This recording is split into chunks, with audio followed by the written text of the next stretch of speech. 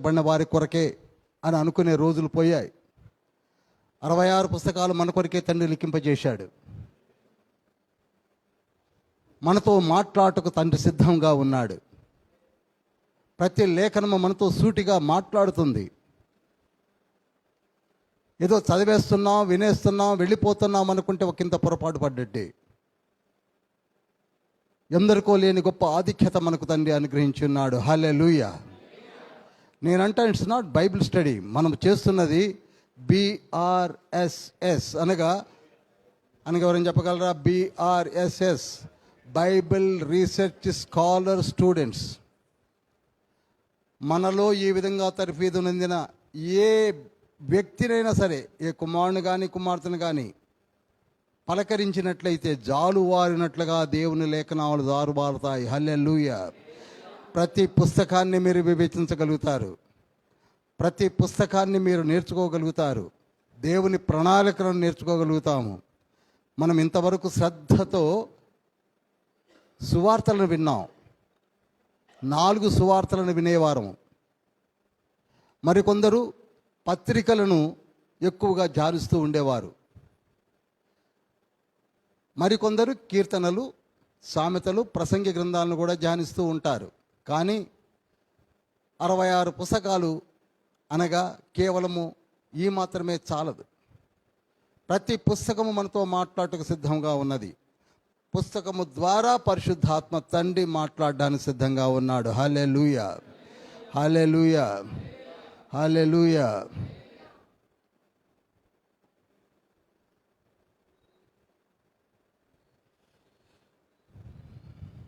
యథావిధిగా మనం అందరం రక్షించబడిన తర్వాత ఒక్క ఆత్మనైనా రక్షించుకోవాలని తండ్రి యొక్క కోరిక. దాన్ని మనం నెరవేర్చాలి. అది మన బాధ్యత. మనము ఆత్మ సంఘము. ఎవరండి మనము? ఆత్మ సంఘము. అమూల్యమైన రక్తము చేత కడగబడిన సంఘము. ఆయన పరిశుద్ధ నామమును ధరింపజేసిన సంఘము. మన కొరకే దేవుడే దిగి వచ్చి బోధించిన సంఘము. ఇప్పటికీ తన ఆత్మను మన మధ్యలో ఉండి నడిపించుట కొరకు సమస్తము సమకూర్చి అనుగ్రహించిన సంఘము. We are blessed children in the name of Lord Jesus. ఎవరికి లేని ఆధిక్యత ఏమిటనగా, మీరు నా రక్త సంబంధికులు అంటున్నాడు యేసయ్య. మీ పైన నా రక్తం ఉన్నది. అటువంటి సంఘము. నీవు రక్షించబడ్డావు, మరి ఒకరిని రక్షించుకోవా? నీవు దీవించబడ్డావో, ఆ దీవెనలు మరి ఒకరికి అవసరం లేదా? ఆలోచించండి.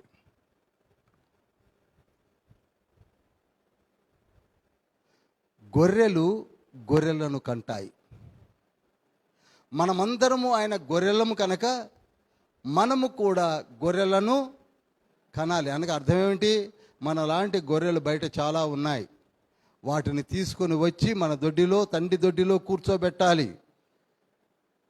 తండ్రి దొడ్డిలో కూర్చోబెట్టాలి. నా దొడ్డివి కాని గొర్రెలు బయట అనేకములు ఉన్నాయి.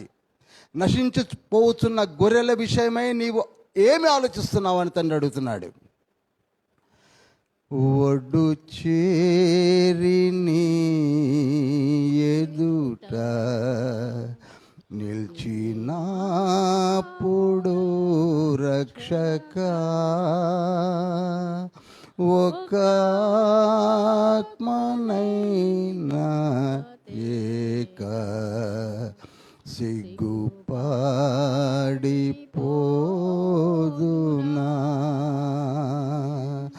ఒక మనైనా నేను రక్షింపక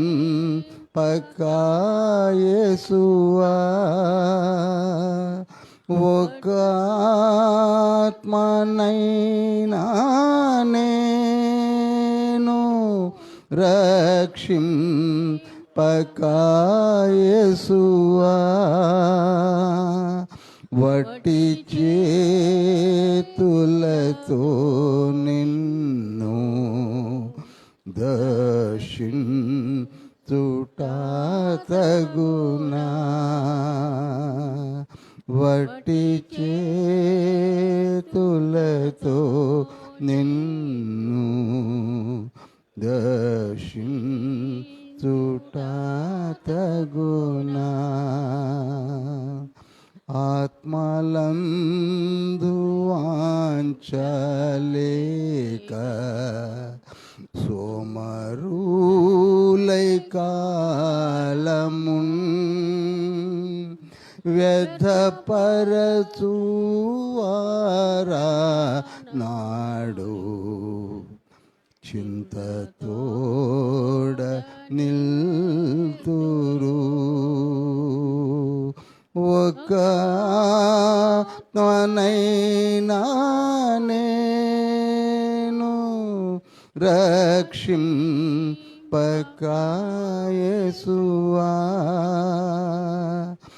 ఒక ఆత్మనైనా నేను రక్షింపక యేసువా. వట్టి చేతులతో నిన్ను దర్శించుట తగునా. వట్టి చేతులతో నిన్ను దర్శించుట తగునా. మిక్కిలి ప్రేమ కనికరం కలిగిన మహోన్నతుడా, పరిశుద్ధుడా, పరలోకపు తండ్రి, మమ్మల్ని దీవించి ఆశీర్వదించి చిన్ని కుటుంబంగా మీ పాదము చెంతకు పిలిచి ఉన్నారు. మీ దివ్యమైన జ్ఞానమును మీరు మాకు అనుగ్రహించుటకు ఈ సమయమును సిద్ధపరిచి ఉన్నారు. మీ వాక్యము కొరకే తరలి వచ్చిన మీ బిడ్డలు మీ పాదం చెంత ఉన్నారు. పరలోకపు వాక్యమనే రొట్టెను విరవండి, మాకు సమృద్ధిగా అనుగ్రహించండి. అర్థం చేసుకొనుటకు కావలసిన మనోనేత్రములను వెలిగించండి. మా హృదయ పలకాలపై లిఖింప చేయండి. మరలా బోధించడానికి కావలసిన దివ్యమైన జ్ఞానమును జ్ఞాపక శక్తిని ప్రసాదించండి. ఈ కార్యములు మీవి. యుగాంతమందు మమ్మల్ని ఏర్పాటు చేసుకున్న గొప్ప దేవ, మీరు మాకు అనుగ్రహించిన పనిని నెరవేర్చుటకు మేము సిద్ధముగా ఉన్నాము. మాతో మాట్లాడి ఆత్మకార్యములు జరిగించమని, రానైన బిడ్డలను సకాలంలో నడిపించమని యేసయ్య ప్రశస్త నామములో అతి వినయంతో వేడుకుంటున్నాం పరమ తండ్రి. Amen, amen. మనము జకర్యా గ్రంథాన్ని ధ్యానిస్తూ ఉన్నాం. గడిచిన రోజులలో 8వ అధ్యాయం వరకు మనం ధ్యానించాం. ఈ దినమున 9వ అధ్యాయము నుండి ముందుకు సాగవలసిందిగా ప్రభు పేరట మిమ్మల్ని వేడుకుంటున్నాను.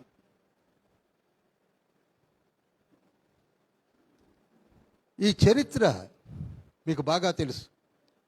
పరిశుద్ధాలయమును కట్టుట కొరకు దేవుడు ఏర్పాటు చేసుకున్నటువంటి 2 ప్రవక్తలలో ఒక చిన్న, అనగా యంగెస్ట్ ప్రాఫెట్ అయిన జకర్యాకు వచ్చినటువంటి దివ్య దర్శనములను బట్టి, దేవుని వాక్కును బట్టి ప్రభువునెంతో మహిమపరుస్తూ పరిశుద్ధాత్మ తండ్రి అలనాడు వారితో ఈ దినమున మనతో మాట్లాడటకు ఏర్పాటు చేసిన దినం ఇది. అనగా 537 నుండి, దయచేసి నోట్ చేయండి, 537 నుండి 516 వరకు ఈ 8 అధ్యాయాల యొక్క చరిత్ర ఎంతండి? 537 నుండి 516 వరకు పరిశుద్ధాలయము కట్టబడిన సంవత్సరములవి. పరిశుద్ధాలయములు కట్టవేయబడిన తర్వాత, అనగా కట్టిన తర్వాత కూడా పరిశుద్ధాత్మ తండ్రి జకర్యాతో యుగాంతము వరకు జరుగు సంభవాలని తెలియచేస్తూ ఉన్నాడు. గమనించండి, యుగాంతము వరకు అనగా 9వ అధ్యాయము క్రీస్తు శకము 330 నుండి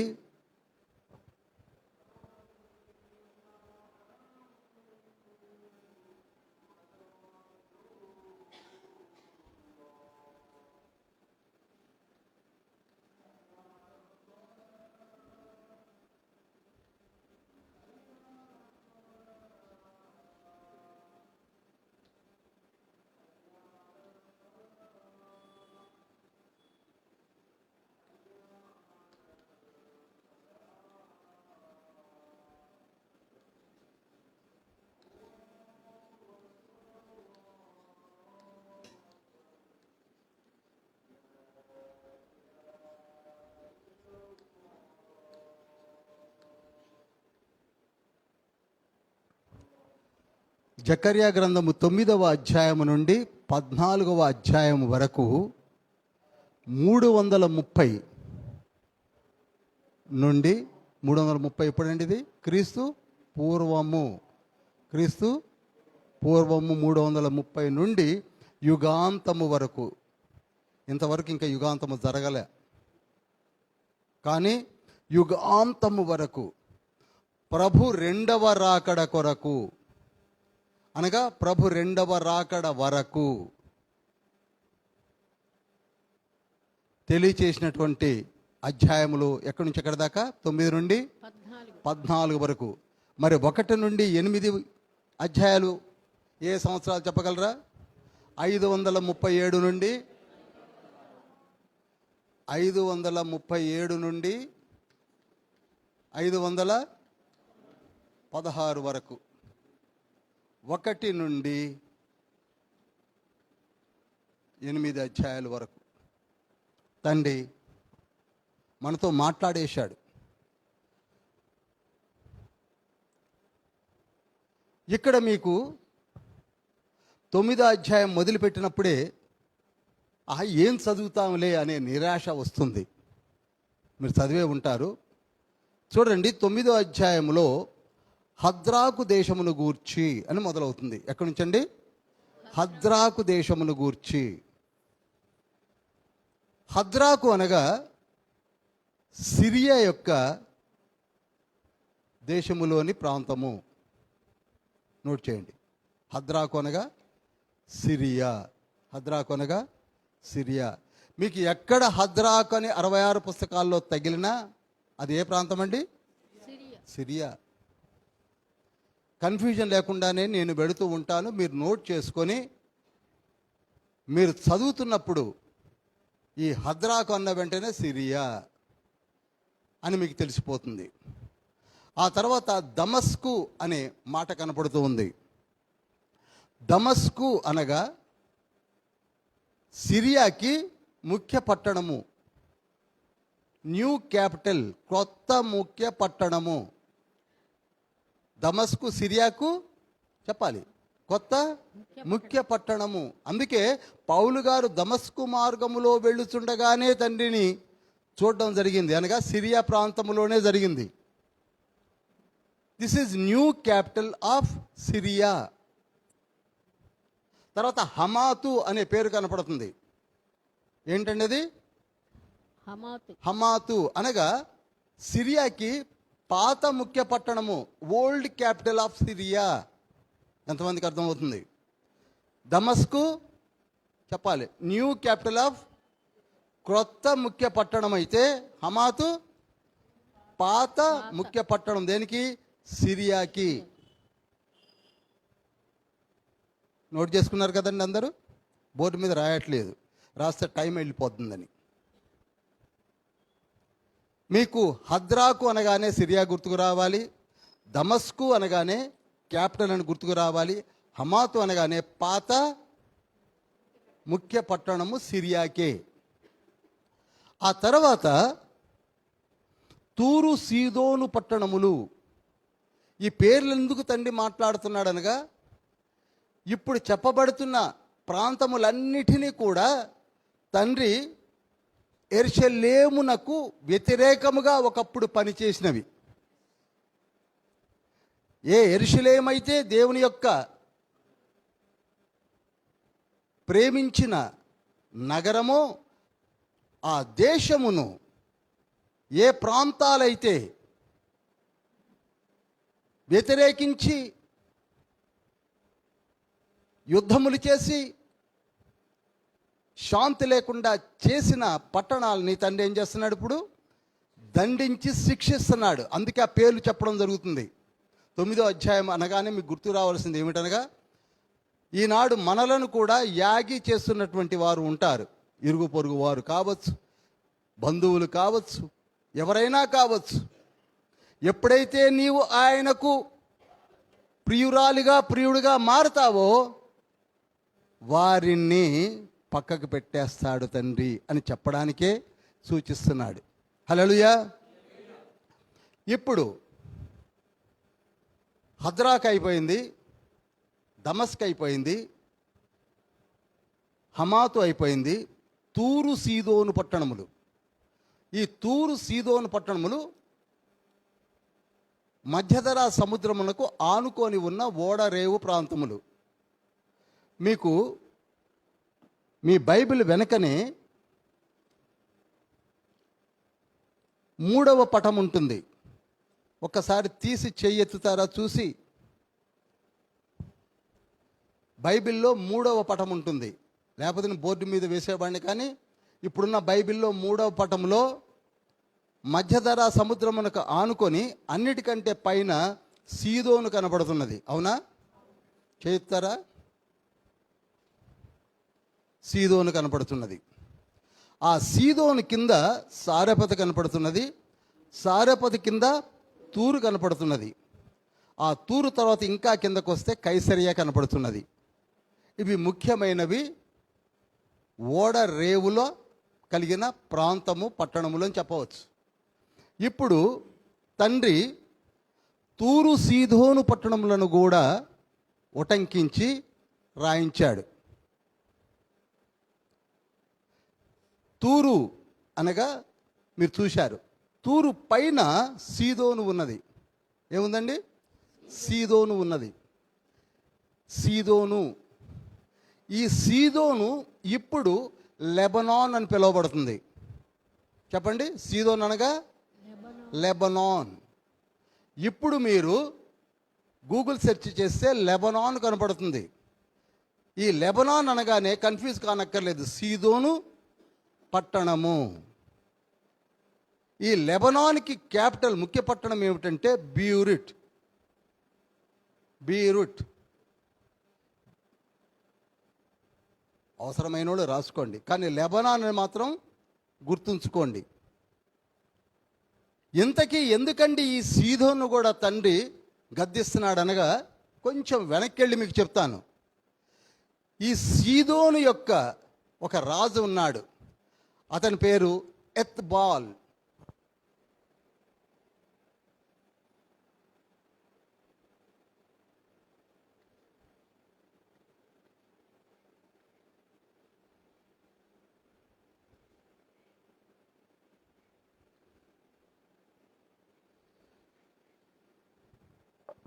అందరు కనపడుతుంది అనుకుంటున్నాను.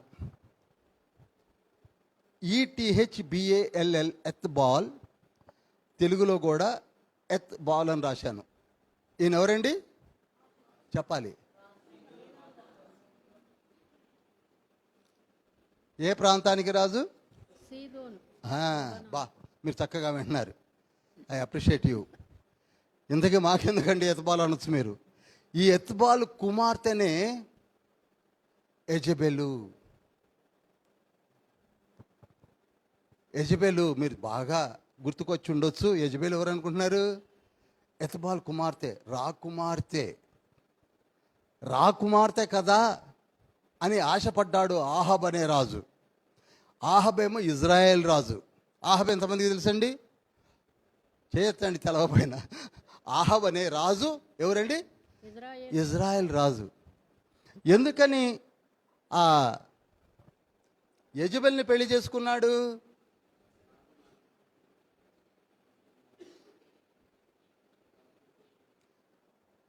రాకుమార్తెని. మనలో కూడా చూశారా? అందంగా ఉందని, కాలేజీలో కలిసిందని, ఎక్కడనో తారసపడిందని మనసు బారేసుకొని ఆవిడ్ని పెళ్లి చేసుకొని, ఆ తర్వాత నేను క్రిస్టియానిటీలోనికి తీసుకొని వస్తానని నానా ఆశలు పడి చేసుకున్నాక, క్రిస్టియానిటీ సంగతి తర్వాత అందమైన రాక్షసి అని తెల్లవాళ్ళు నిద్రపోకుండా జీవించే వాళ్ళు అందరు లేరు మనలో. కనుక తండ్రి పరిశుద్ధ బైబిల్ గ్రంథములు ఏమన్నాడనగా, don't touch other than Christian girls.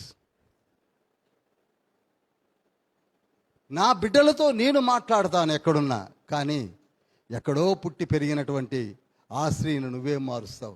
ఆవిడ నిన్ను మార్చి అవతలి శ్రేస్తుంది. అదే పని ఈ యెజబెలు ఆహాబుని చేసింది. సీదోను పట్టణములో ఉన్నటువంటి 2 పెద్ద దేవతలు ఉన్నాయి. ఒకటి ఎవరైనా చెప్పగలరా? బయలుదేవత. నోట్ చేయండి. సీదోనులో బయలుదేవత అనే మగదేవత ఉన్నది. మగదేవత బయలుదేవత. అక్కడనే ఆషేరు దేవత ఉన్నది. ఆవిడ స్త్రీ దేవత. మగవాళ్ళందరూ బయలుదేవతను పూజిస్తే ఆడవాళ్ళందరూ తమ కోరికల నిమిత్తమై ఆషేరు దగ్గరికి వెళతారు. అది వారికి అనవాయితీ. ఇప్పుడు రికార్డ్ అవుతుంది కనుక నేను చెప్పలేను, కానీ మన దేశంలో కూడా మగవారు ఒక తాటుకు వెళితే ఆడవారందరూ ఇంకొక ప్రాంతానికి వెళుతూ ఉంటారు కదండి. సీదోనులో బయలుదేవత, ఆషేరు దేవతలు ముఖ్యమైన దేవతలు. వాళ్ళిద్దరిని ఆహాబును పెళ్లి చేసుకున్నాక ఆ ఇద్దరు దేవతల యొక్క గుళ్లను ఇజ్రాయెల్ దేశములో పైన తాను మొదలుకొని కింద బేతేలు వరకు కూడా గుళ్ళన్నీ కట్టించి బయలుదేవతకు 450 మంది ప్రవక్తలు, ఆషేరు దేవతకు 400 ప్రవక్తలు, అనగా 850 మంది ప్రవక్తలను ఏర్పాటు చేసినటువంటి రాణి ఎవరనుకుంటున్నారు? అది. ఇంత నిర్వాకము చేసినటువంటి ఆ సీదోను నేను కొట్టి పారేస్తాను. అంత మాత్రమే కాక యెజబెలు లాంటి స్త్రీలను మీరు ఇంకా మీతో ఉండనిచ్చుతున్నారు. ఈవెన్ టుడే, ఈ రోజులలో కూడా అందమును లేక ఐశ్వర్యమును, వారి రాజరికమును, వారి ధనమును, వారి గొప్పతనమును మీరు మోహించి ప్రేమించి తీసుకొని వచ్చి మీ జీవితాలను ఏం చేస్తున్నారు? నాశనం చేసుకుంటున్నారు. అందుకే సామెతల గ్రంథం 31వ అధ్యాయం 30వ వచనంలో అందము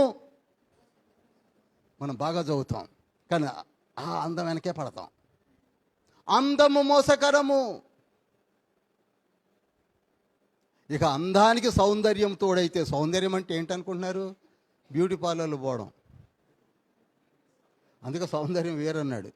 సౌందర్యము లేని అందము, అందము కలిగిన సౌందర్యము రెండింటిని చూసినప్పుడు వీడు ఫ్లాట్ అయిపోతున్నాడు. అందుకే ఫ్లాట్ అయిన వ్యక్తి ఎవరంటే ఆహాబు. పెళ్ళి మాత్రం చేసుకున్నాడు, కానీ రాజరికం ఆయన ఎక్కడ చేశాడండి? మొత్తం ఎప్పుడో గుంజేసుకుంది. ఇక ఆమె చెప్పినట్టు ఏనంటే సరిపోయింది. చివరికి తన రక్తమును కుక్కలు నాకే స్థితికి తీసుకొచ్చింది. ఎవరు?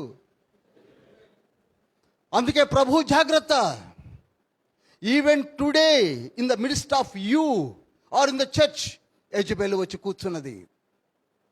మన బిడ్డలు అందం వైపు ఆకర్షించబడుతున్నారు. అందం వైపు ఆకర్షించబడడం తప్పని అంటలేదు. అన్య స్త్రీల పంచన చేరడం తప్పు.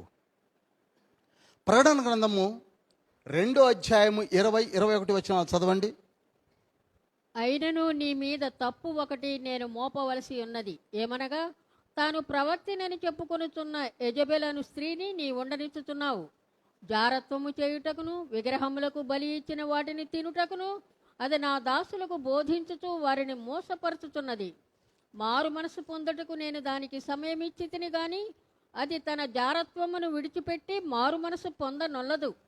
ఇదిగో నేను దానిని మంచం పట్టించి దానితో పాటు వ్యభిచరించువారు దాని క్రియల విషయమై మారు మనసు పొందితేనే గాని వారిని బహుశ్రమల పాలు చేతును. చూడండి, తుయతైరా సంఘములో దూరిపోయింది ఒక యెజబెలు స్త్రీ.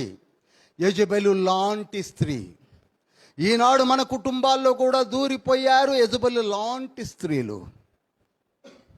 అవి దేవునికి విరోధముగా చేయించే పనులు ఆ యెజబెలులో ఉన్నాయి.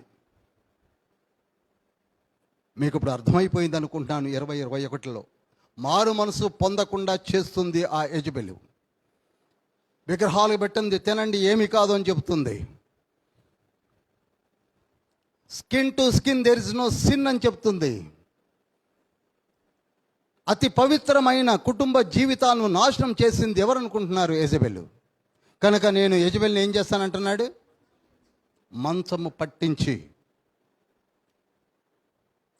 యెజబెలు లాంటి స్త్రీల వెంట తిరిగే వారు కూడా చివరికి ఆ స్థితికే దిగజారిపోతారని తండ్రి చెబుతూ మనతో మాట్లాడుతున్నాడు. Beware of such people. చాలా జాగ్రత్త. అందము అందము అందము కొంతవరకే. అందమునకు మించిన ఆత్మ సౌందర్యమును కోరుకోమని చెప్తున్నాడు తండ్రి. సామెతలు 31వ అధ్యాయం అంతా కూడా ఆత్మ సౌందర్యమును గురించి తెలియజేశాడు.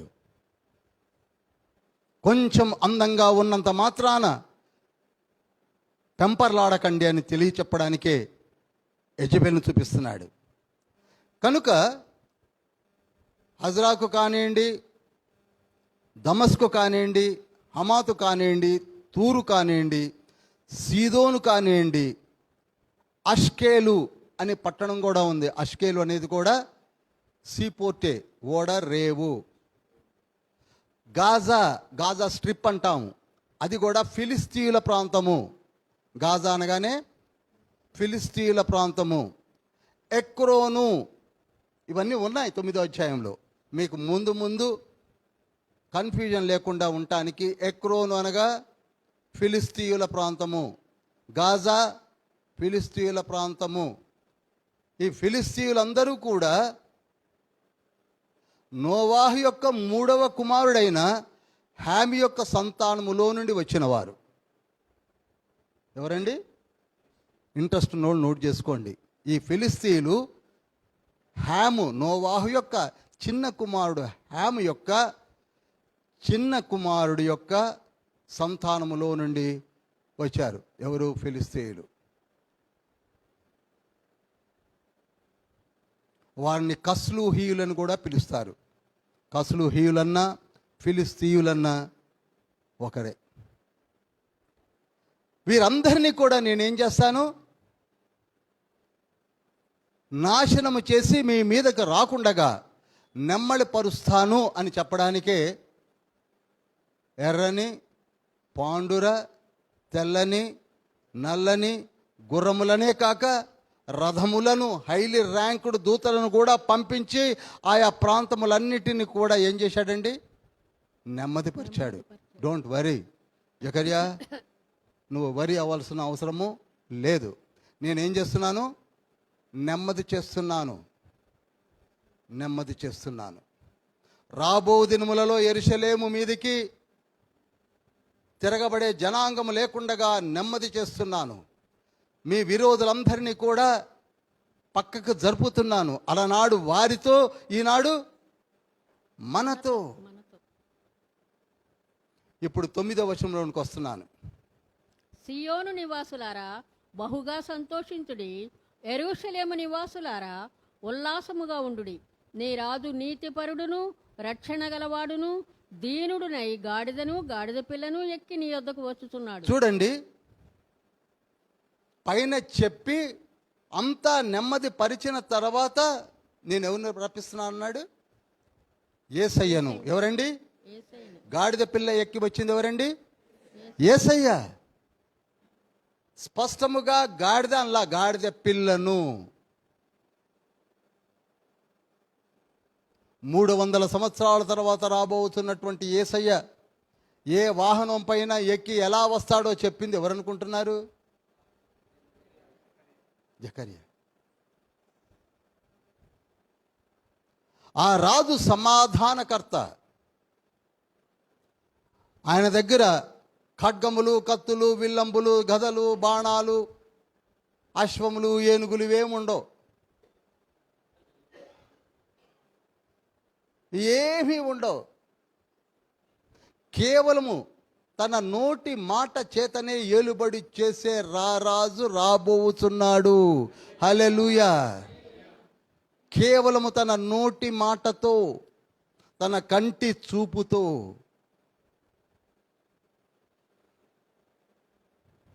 ఇరుకులు, ఇబ్బందులు, నీరు లేని గోతిలో పడిపోయి ఉన్నవారలారా, నిరాశ నిస్పృహలతో, శాంతి సమాధానము లేక మ్రగ్గిపోతున్న వారలారా, ఇదిగో మీకు ఒక శుభవార్త.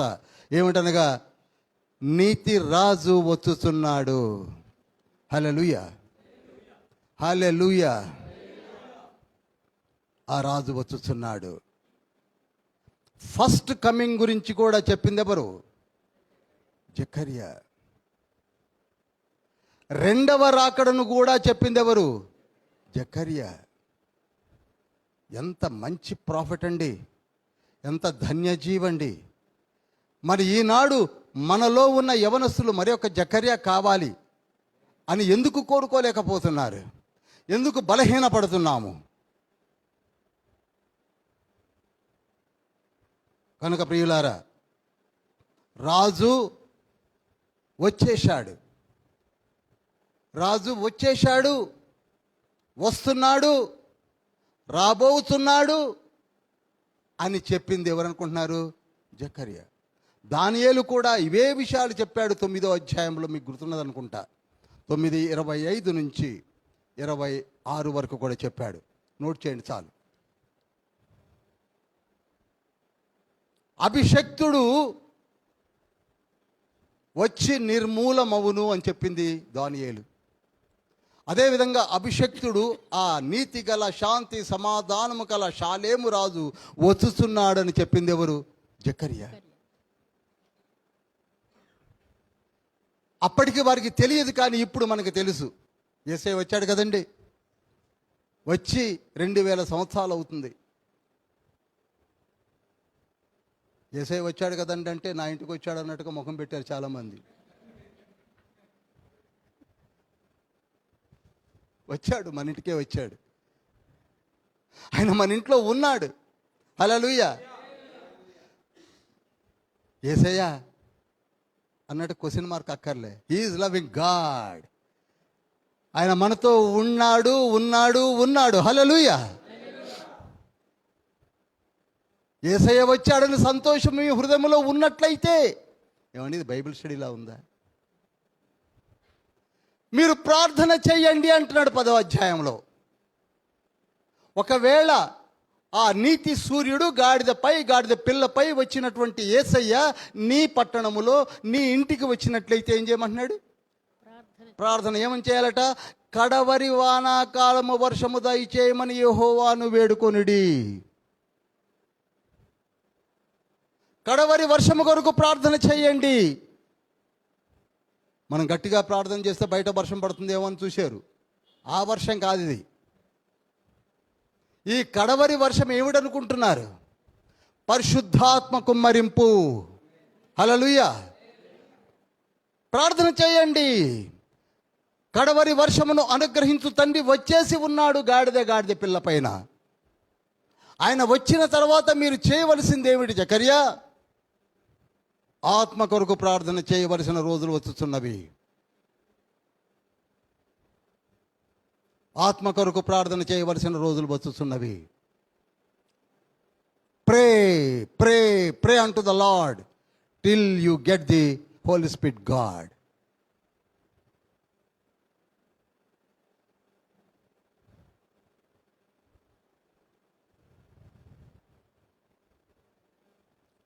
ప్రార్థన చేయమన్నాడు. ఎవరు? పరిశుద్ధాత్మ తండ్రే ప్రార్థన చేసినట్లయితే నేను వస్తానని లిఖింపచేశాడు. యేసయ్య వచ్చేశాడు. యేసయ్య వచ్చాడు అంటే పరిశుద్ధాత్మ వెనువెంటే ఉన్నాడు అని తెలియజేయబడుతుంది లేఖనం. ఆ యేసయ్యే వచ్చాడు, మన మధ్య ప్రకటించాడు, సువార్తను ప్రకటించాడు. ఆయన 3వ దినమున చనిపోయి 3వ దినమున లేచి పునరుద్ధానుడై వెళ్ళిపోయాడు. వెళ్ళిపోయిన తర్వాత నేను చెప్పడం అయిపోయింది కదా, వాళ్ళు మారు మనసు పొందితే నాకెందుకు, పొందకపోతే నాకెందుకు అని పైన లేడు. యేసయ్యకి పైన అసలు నిద్ర పట్టట్లా. మళ్ళీ మన కొరకే దిగి వచ్చాడు. మళ్ళీ మన కొరకు దిగి వచ్చాడు. వెళ్ళిపోయిన వెంటనే మళ్ళా దిగివచ్చి 40 దినములు మన మధ్య ఉండి, ఎన్ని దినాలండి చెప్పాలి? ఎన్ని దినాలు? 40 దినములు మన మధ్య ఉండి అనేక సూచన క్రియలు చూపించి మీరందరూ మారు మనసు పొంది ఉన్నారు, కానీ పరిశుద్ధాత్మ కొరకు, కడవరి వర్షము కొరకు ప్రార్థన చెయ్యండి అని చెప్పాడు. ఎక్కడ? అపోస్తలుల కొండ మీద. ఎక్కడండి? ఏ కొండ మీద? ఒలీవల. నేను ఎప్పుడు చూడలేదు అనుకుంటున్నారేమో. సియోను, సియోను కొండ, యేసయ్యకి ఇష్టమైన కొండ, ద మౌంట్ ఆఫ్ జియోన్ అంటుంటారు ఇప్పటికీ. మీరు ఒకవేళ యెరూషలేంకి వెళ్తే this is Mount of Zion, ఎందుకనగా యేసయ్య ప్రేమించి ఇష్టపడి ఎప్పుడు ఎక్కి దిగే కొండ. ఆ కొండ మీద 40 దినములు ఉండి ఇంచుమించు 500 మందికి, ఎంతమంది అండి? 500 మందికి మీరు ప్రార్థన చెయ్యండి, మీరు మారు మనసు పొందారు, బాప్తిస్మము తీసుకున్నారు, కానీ ఆత్మను పొందని వారు మీలో ఉన్నారు కనుక కడవరి వర్షము ఆత్మను నేను మీకు అనుగ్రహిస్తాను. మీరు ఏం చేయాలన్నారు? ప్రార్థన చేయండి, లేక కనిపెట్టుకోండి. ఎవరి కొరకు? ఎన్ని దినాలు చెప్పాడు? 40 దినములు. ఎన్ని దినాలండి? 40. చెప్పి అందరూ చూస్తుండగానే మేఘము వచ్చి ఆయనను కొనిపోబడుట అందరూ చూశారు. 500 మంది చూశారు. అపోస్తలుల కార్యములు 1:11 ఉంటుంది. అందరూ చూస్తుండగా మేఘము పైన వెళ్ళిపోయాడు. ఆ తర్వాత కేవలము 120 మంది మాత్రము మేడ గదిలోనికి వచ్చి కూర్చొని ప్రార్థించడం మొదలుపెట్టారు. ఎంతమంది అండి? 120. మరి తక్కిన బాపతి, తక్కిన వాళ్ళందరూ ఎక్కడ పోయారు? పెంతుకోస్తు పండగ చేసుకుంటున్నారు. భలేవాళ్ళే. పండగ ఉంది కదండి. ఎన్నో పండగది? ధర్మశాస్త్రమును అనుసరించి 4వ పండగ. Very good brother. 4వ పండగను జరుపుకోవడానికి వెళ్ళిపోయారు. మనం కూడా పరిశుద్ధాత్మ సంఘ తర్వాత ముందు పండగ. ఏం కావాలండి? పండగ. పండగ బిజీగా ఉన్నారు. ఒక 120 మంది స్త్రీలతో కలిసి ఆత్మ కొరకు ప్రార్థన చేస్తున్నారు, కనిపెట్టుకొని ప్రార్థన చేస్తున్నారు. యోవేలు ప్రవచనము ఎక్కడుంది? 2వ అధ్యాయము 28, 29 వచనాల్లో ఉన్న ప్రవచనాన్ని నెరవేర్పు కొరకు ప్రార్థన చేస్తున్నారు. అప్పుడు పరిశుద్ధాత్మ శక్తి వారిపైకి దిగివచ్చుట, అందరూ అనుభవించుట ఏమైందండి? జరిగింది. ప్రియులారా, తండ్రి వాగ్దానం అది. ఈనాడు మీలో ఎవరికైనా పరిశుద్ధాత్మ అభిషేకపు అనుభవం లేకపోతే ఈరోజు రాత్రే ప్రార్థన చేయండి. ప్రభువా, నీవు చెప్పావు జకర్యా గ్రంథము 10వ అధ్యాయం ప్రకారంగా 1వ వచనం ప్రకారంగా, హోషేయ గ్రంథము 6వ అధ్యాయము 3వ వచనం ప్రకారంగా, హోషేయ గ్రంథం 6వ అధ్యాయం 3వ వచనం ప్రకారంగా, ద్వితీయోపదేశ కాండము 32వ అధ్యాయము 2వ వచనం ప్రకారంగా, నా ఉపదేశము వానవలే మీ మీద కురియును అన్నాడు. I will give you Holy Spirit God. తండ్రినే నేను మీలో పెట్టుటకు పడిన ప్రాఫసీ ఇది. గమనించండి, ఎంత గొప్ప ప్రవచనము మన ఎద్ద ఉన్నదో. ఆత్మ నేను పొందుకోలేదని బాధపడకండి. ఆత్మను ఇచ్చుటకే తండ్రి సమస్తమును సిద్ధపరిచి ఉంచాడు. జకర్యా గ్రంథములోనే ఆత్మను పొందుకోవాలంటే ఏం చేయాలి? గోడకే తలకాయ కొట్టుకోవాలని అక్కర్లేదు. సింపుల్. నిజమైన మారు మనసు పొందండి. ఉట్టుటి మారు మనసు కాదు, నిజమైన మారు మనసు పొందండి. నిజమైన బాప్తిస్మము తీసుకోండి. అసలు కొందరికి పరిశుద్ధాత్మే తెలియదు. పరిశుద్ధాత్మ ఉన్నాడా అని ఎఫెసులోనే అపోస్తుల కార్యములు 19వ అధ్యాయం 3వ వచనములో పౌలుతో అంటున్నారు, పరిశుద్ధాత్మ ఉన్న సంగతి మాకు తెలియదండి. ఇప్పటికీ కొన్ని చర్చెస్లో పరిశుద్ధాత్మను గురించిన ప్రార్థన, పరిశుద్ధాత్మను గురించిన వివరణ లేని పరిస్థితులు ఉన్నాయి. I'm not criticising. మారు మనస్సు అనగానే పరిశుద్ధాత్మ కుమ్మరింపు జరుగుతుంది. ఇది నిశ్చయత, 100% guarantee from the heavenly kingdom. ఇది నియమము. దీనికి ఏం చేయాలి? ప్రే. ఏమన్నాడు ఇక్కడ? కడవరి వర్షము దయచేయమని యెహోవాను వేడుకొనండి. That's all. నేను ఇస్తాను. నాకంటే వెనుక వచ్చేవాడు నాకంటే శక్తివంతుడు, ఆయన ఆత్మతోనూ అగ్నితోనూ మీకు బాప్తిస్మం ఇచ్చును అని చెప్పిన ప్రాఫెసీ మన ఎదుట ఉన్నది. ఈనాడు without spirit, without Holy Spirit ఏమి చేయలేము. ప్రసంగిద్దామని మొదలు పెడితే మధ్యలో ఆగిపోద్ది. ప్రార్థన చేద్దామని మొదలు పెడితే నిద్ర వస్తుంది. ఏ పుస్తకం తీసినా తల దురదలు, ఒళ్ళు దురదలు మొదలవుతాయి. ఏది అర్థమైనట్టుగా ఉండి అర్థం కాదు. దీనికంతటికి కారణం ఎవరు లేరు? ఆయన ఉన్నట్లయితే ఇంకా నిన్ను లోనికి తీసుకెళ్తానని అంటుంటాడు. పరకాయ ప్రవేశం చేస్తాడు. మీరు నిర్గమకాండం చదివితే అక్కడ మోషే, అహరోను, 95 ఏళ్ళండి ఈవిడికి, 95 ఏళ్ళకు కూడా తాంబూరు పట్టుకొని కూర్చుంది. ఈవిడెవరు? ఓహో మిరియామా. అరే వీళ్ళందరూ ఆహా, అక్కడ ఉంటావు నువ్వు. హృదయంలోని సంఘటనలన్నీ రికార్డ్ అయి ఉంటాయి. ఎప్పుడు మారాకి వెళ్ళాము, ఎప్పుడు బండను కొట్టారు, ఎప్పుడు సర్పములు కాటేశాయి, ఎప్పుడు మిరియాము చనిపోయింది, ఎప్పుడు మోషే చనిపోయాడు, ఎప్పుడు అహరోను చనిపోయాడు, అన్ని కళ్ళారా చూస్తావు. కనుకనే అలా చూపించే తండ్రి ఎవరు? ముయ్యమన్నా ముయ్యవు. ఆగండి నిర్గమకాండం కాలేదని కూర్చుంటావు. ఇప్పుడు 1వ అధ్యాయం అయ్యే లోపల పరిస్థితులు మారిపోతున్నాయి. దీనికి కారణం ఎవరండి? ఆత్మ నడిపింపు లేకపోవడమే. నీ ప్రార్థన చప్పగా ఉండడానికి కారణం ఆత్మ నడిపింపు లేకపోవడమే. ప్రియులారా గమనించండి, ఆత్మ నడిపింపు మనకు కావాలి. ఆత్మ నడిపింపు లేకపోతే మనం ఏమీ చేయలేము.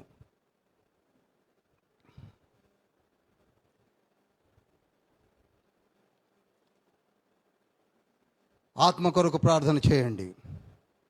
ఒక చక్కటి స్టాంజా ఉంది, పాడి వినిపిస్తాను. ఆత్మ బాప్తిస్మమ్మును అనుభవించితివా, పరిశుద్ధాత్మనంగీకరించి పరిపూర్ణు ఔదుమా. ఆత్మ బాప్తిస్మమ్మును అనుభవించితివా, పరిశుద్ధాత్మనంగీకరించి పరిపూర్ణులౌదుమా. ఘోర పాపిని నా పాప జీవితం సిలువ సన్నిధిలో వదలివేయుదు.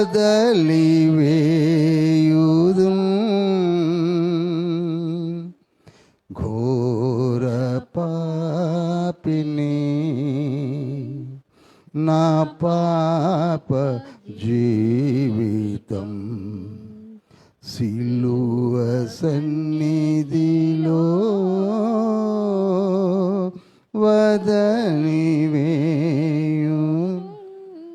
ఎప్పుడైతే నీ పాపమును సిలువ సన్నిధానములో వదిలివేస్తావో ఆత్మను పొందుకుంటావు. ఎప్పుడైతే ఆత్మను పొందుకుంటావో నీవు పరిపూర్ణుడు అవుతావు. That is nothing but glorification అంటుంది బైబిల్.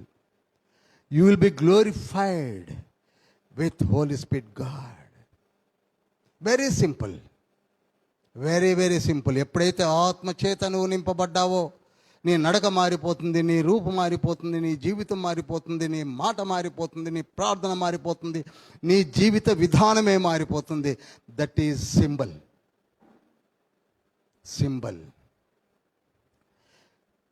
ఇప్పుడు మనము 11వ అధ్యాయంలోనికి వెళ్ళిపోదాం.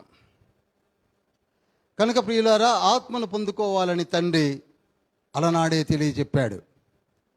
ఇక 11వ అధ్యాయంలోనికి వచ్చేసరికి సమస్తము చక్కపరచబడిన తర్వాత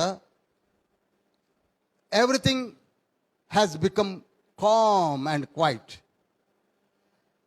ఏ కష్ట నష్టములు లేవు, ఏ అవరోధములు లేవు. కానీ ఇప్పుడు కొత్త జబ్బు మొదలైంది. ఏమిటనగా సంఘమును కాసే కాపర్లు 2 గుంపులైపోయాయి. అప్పుడు అంతే, ఇప్పుడు అంతే. ఎన్ని గుంపులండి? 2 గుంపులు. ఒక గుంపు గురించి చెప్తాను ముందు. ఒక గుంపు సంఘమును గొర్రెలు అన్నారు, అంతే కదండి. ఇక్కడ 11వ అధ్యాయంలో గొర్రెలేనే అన్నాడు. ఈ ఒక గుంపు కాపర్లు గొర్రెలను కాయడం మానిపారేశారు. మానేసి వారిని అలంకార రూపకంగా చెప్పింది ఏమిటంటే చక్కగా వండుకొని తినడం మొదలుపెట్టారు. పిండి. యెహెజ్కేలు గ్రంథము 34వ అధ్యాయం 2 నుంచి 5 వచనాలు చదివినప్పుడు లేక చూచినప్పుడు చదవనక్కర్లేదు. నా గొర్రెలను కొందరు కాపరులు ఏం చేస్తున్నారండి? కుంటి వాటిని బాగు చేయరు, పుష్టిగా ఉన్న వాటిని కోసుకొని తింటున్నారు. మేత వేయడం ఎప్పుడో మానేశారు. మేత అంటే ఏమిటో వారికి తెలియదు, మేత తెచ్చే ఓపిక వారికి లేదు. కాపరులుగా ఉండే బాధ్యత మాత్రమే స్వీకరించారు, కానీ మంచి బలమైన వాటిని అమ్ముకుంటున్నారు. ఏం చేస్తున్నారండి? అమ్ముకుంటున్నారు, వ్యాపారం చేసుకుంటున్నారు. వీరొక టైప్ ఆఫ్ కాపరులు. 2వ టైప్ ఆఫ్ కాపరుల గురించి కూడా చెప్పాడు. పాపము, అన్నమున్నా లేకపోయినా వారి జీవితాల్ని కన్నీటితో రంగరించి ప్రభు పాదముల చెంత ఏడ్చి ఏడ్చి కట్టినటువంటి సంఘాలు, వారి కొరకై పరితపించే సంఘాలు, వారి బాగోగుల కొరకే ప్రార్థించే కాపరులు, వారి కొరకే కరిగిపోతున్నటువంటి కాపరులు. అందుకే హెబ్రీ పత్రిక 13వ అధ్యాయం 17వ వచనంలో అటువంటి కాపరులు మీకున్నారు. వారిని ఏం చేస్తున్నారు? హింసిస్తున్నారు, కొడుతున్నారు. ఎవరు? దొంగ కాపరులు. సంఘము గమనించలేకపోతున్నది. అందుకే ఈనాడు మనతో హెచ్చరింపు ఏమిటనగా, దొంగ కాపర్లను ఒకంత కనిపెట్టండి. మంచి కాపర్ల కొరకై ప్రార్థించండి, ప్రార్థించండి. ఇప్పుడు ఎక్కడికి వెళ్ళింది? ఇదివరకు దాకా యుద్ధాలు, కరువులు, తిండి లేదు, అవి లేవు, ఇవి లేవు. ఇప్పుడు అంత నిశ్చితం అయిపోయింది. ఏ యుద్ధాలు లేవు, ఏవి లేవు. ఇప్పుడు కాపర్లు పీక్కదండం మొదలుపెట్టారు సంఘాలను. అందుకే తండ్రి అయిన దేవుడు అన్నాడు, అదే యెహెజ్కేలు గ్రంథము 34వ అధ్యాయము 11 నుండి 15 వచనాలు నోట్ చేసి తర్వాత చదవండి. ఇదిగో నేను నా ప్రతిరూపమునే పంపుతున్నాను, అతను చక్కగా కాయును, మేతను మీకు వేస్తాడు, మంచి పచ్చిక గల ప్రదేశములో మిమ్ములను నడిపింపజేస్తాడు, శాంతి సమాధానం అనుగ్రహిస్తాడు. ఎవరైనా అర్థమైపోయింది కదండి? యేసయ్య. యేసయ్య. ఆ యేసయ్యనే సౌందర్యం అనే కర్ర అన్నాడు. హల్లెలూయా. 7వ వచనం చూసినప్పుడు సౌందర్యం అనే కర్ర ఎవరనుకుంటున్నారు? యేసయ్య. ఎంత అందగాడండి యేసయ్యని గురించి మీరు ఎప్పుడన్నా ఒక్కసారి గ్రేట్ బ్రిటన్లో ఉన్నటువంటి ఎన్సైక్లోపీడియా ఆఫ్ ది బైబిల్ అని కొడితే అక్కడ యేసయ్యని గురించి వాళ్ళు రీసెర్చ్ చేసి ప్రాబబిలిటీ పెట్టింది ఏమిటనగా, యేసయ్య యొక్క ఎత్తు 5 అడుగుల 11 అంగుళాలని, 5'11". అంతటి అందగాడిని వివరించలేమని పెట్టారు. ఆయన వెయిట్ ఎంత తెలుసా మీకు? 89 కేజీలట, అంటే 90.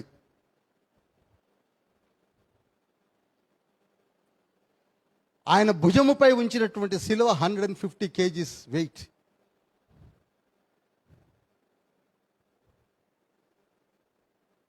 Just 33 years young guy. ఎవరు? యేసయ్య. అటువంటి యేసయ్యనే పంపించాను. ఆయన అంతటి అందగాడు. సౌందర్యం అనే కర్ర, అపరూపమైన నా కర్రను మీ కొరకై విరగొడుతున్నాను. అందుకే యెషయా గ్రంథం 53 అధ్యాయం 2, 3, 4 వచనాల్లో సౌందర్యమైనను సొగసైనను అని మనం చదువుతుంటాం. అంతటి అందాన్ని ఏం చేశారండి? పొడిచి ముళ్ళ కిరీటమును పెట్టి, ఒకటి తక్కువ 40 దెబ్బలు కొట్టి, రక్తము కారునంతగా కొట్టి, 150 kg సిలువను పెట్టి, మంచి కాపరిని ఏం చేయడానికి తయారయ్యారు ఇప్పుడు? ఒకప్పుడు అందుకే తన్నులు తిన్న బ్యాచ్ కదండి మంది. మర్చిపోయారు.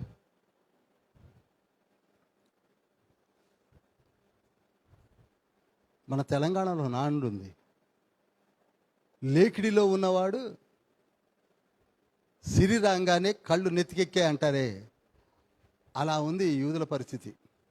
ఒకప్పుడు తన్నులు తిని బానిసలు ఈనాడు సమస్తమును, సిరియాని పక్కకు జరిపాను, తూరును పక్కకు జరిపాను, సీదోను పక్కకు జరిపాను, ఫిలిస్తీన్ను తరిమేశాను, ఇటు ఏలాము మీ పక్క వైపు చూడదు అని తయారు చేసి పెడితే ఇంటర్నల్గా మాకు కాపర్లే విరగొట్టుకుంటాము. సౌందర్యం అనే కర్రను తండ్రి ఏం చేశాడండి? గొర్రెల కొరకు విరిచాడు. తర్వాత ఏ కర్ర అట అక్కడ? బంధమను నట్టియు, అనగా బంధమనగా ఐక్యము. ఇది ఒక ట్రాన్స్లేషన్లో ఐక్యము. చెప్పండి, ఐక్యము లేక సమకూర్చుట. మనలో ఉన్నటువంటి భేదాభిప్రాయములన్నిటినీ ఐక్యముగా సమకూర్చుట కొరకు ఇంకొక కర్రని విరిచాడు. ఇప్పుడు 2 కర్రలు దేన్ని సూచించుతున్నది? యేసయ్యను. చూడండి, అందమనే కర్ర, సౌందర్యం అనే కర్ర.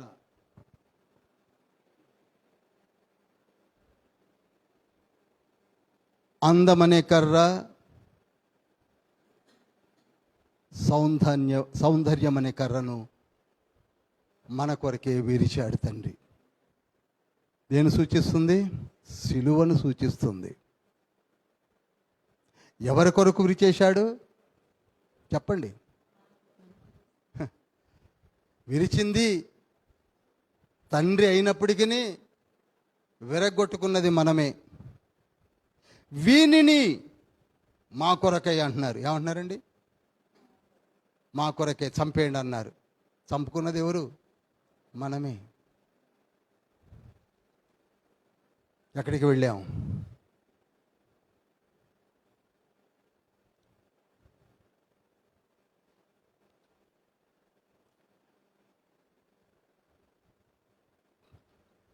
జకర్యా గ్రంథము 11 అధ్యాయము 10 నుంచి 13 వచనాలు చదివినప్పుడు, మీకు ఇష్టమైతే నా కూలి నాకు ఇమ్మంటే అక్కడ 30 వెండి నాణెములను గురించిన ఇతివృత్తాంతం ఉంటుంది. అది మీకు బాగా తెలుసు. అప్పజెప్పిన యూదా కొన్నటువంటి ధనము కుమ్మరివానికి పారవేయడము, అదంతా మీకు తెలుసు. స్పష్టంగా క్రీస్తు శకములో జరిగిన సంఘటన అంతా కూడా 10 నుంచి 13 వచనాల్లో లిఖింపజేశాడు తండ్రి జకర్యా గ్రంథములోని. తర్వాత 15వ వచనము 16వ వచనము, ఇది యాంటీ క్రైస్ట్ గురించి. ఎవరి గురించి అండి చెప్పాలి? నిజమైన క్రీస్తును వస్తే సిలువ వేసి పారేశాం. ఆ తర్వాత ఎవరు వస్తారు? ఆయన మాత్రం నమ్ముతారు. అది తండ్రి అక్కడ చెప్పింది. మనం ఎప్పుడు వేషగాళ్ళను నమ్ముతామండి, యథార్థవంతులు నమ్మం. స్పష్టంగా చెప్పాడు. 15, 16 వచనాల తర్వాత చదవండి, మీరు నమ్ముతారు. యేసయ్య కూడా ప్రవచించారు, నా పేరట మరి ఒకడు వచ్చును కానీ అతన్ని మీరు నమ్ముతారు. ఇప్పుడు నన్ను నమ్మటం లేదు. ప్రియులారా, జాగ్రత్త, యాంటీ క్రైస్ట్ వస్తున్నాడు. యేసయ్య వచ్చాడు, వెళ్ళిపోయాడు. ఇప్పుడు ఎవరు రాబోతున్నారు? నమ్మకండి అని చెప్తున్నాడు. వాళ్ళకి ఆనాడు అర్థమైందో లేదు కానీ మనకైతే స్పష్టంగా అర్థమవుతుంది. రేపు యాంటీ క్రైస్ట్ వచ్చి ఎన్ని వేషాలు వేసినా నమ్మకండి. పోస్ట్ ఆఫీస్ సెంటర్లో పెద్ద విగ్రహం చూసి పరిగెత్తకండి.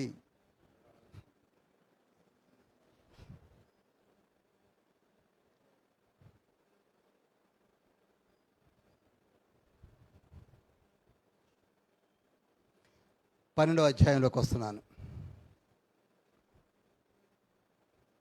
12వ అధ్యాయం 2వ వచనంలో, నేను యెరూషలేమును చుట్టుపక్కల జనులందరికీ మత్తు పుట్టించు పాత్రగా చేయబోతున్నాను అన్నాడు. యెరూషలేమును ఏం చేయబోతున్నాడండి? మత్తు పుట్టించు పాత్రగా. అందరూ చెప్పాలి. మత్తు పుట్టి ఒకప్పుడు బానిసత్వములో పారిపోయినటువంటి యూదులు, ఇశ్రాయేలీలందరినీ కూడా ఇజ్రాయేలీ అనే దేశములోనికి రప్పించి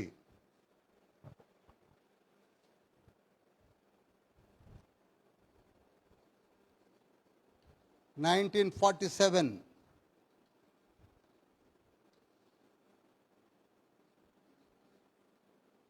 ఆగస్టు 14న స్వాతంత్ర దేశముగా ప్రకటించబడి, చెప్పండి, స్వాతంత్ర దేశముగా ప్రకటించబడి ఫుల్ ఫ్లెడ్జ్డ్గా 1948 నుంచి పరిపూర్ణమైన స్వాతంత్ర దేశం. మంది కూడా అంతే. 1947 రిపబ్లిక్ డే అంటాం, 1948 ఇండిపెండెన్స్ డే అంటాం. ఇవి రెండు కూడా 47-48లో ఎలా జరిగిందో ఇజ్రాయేలు దేశంలో కూడా 47-48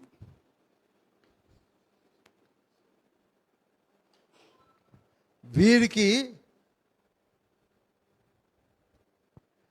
నేషనల్ ఫ్లాగ్ ఏమిటో తెలుసా? స్టార్ ఉంటుంది. నేషనల్ ఫ్లాగ్ స్టార్ ఉంటుంది.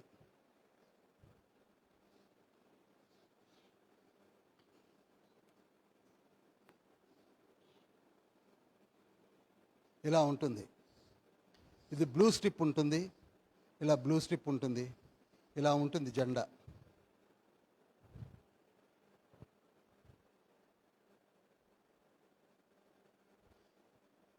వాళ్ళ నేషనల్ ప్లాంట్ ఏంటో తెలుసా? ఫిగ్ ట్రీ, అంజూరపు చెట్టు. వాళ్ళ నేషనల్ ఎంబ్లమ్ ఏంటో తెలుసా? Candle stick.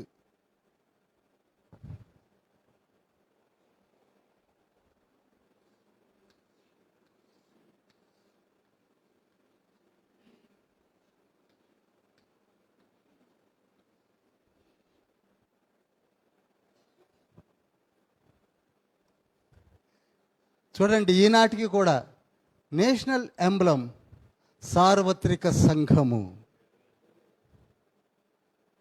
National plant fig tree, అంజూరపు, వసంతకాలమున అంజూరపు చెట్టు చిగురించగానే నా రాకడ అన్నాడు తండ్రి.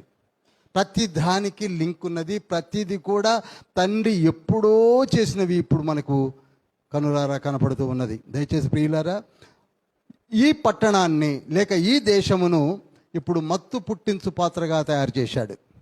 అనగా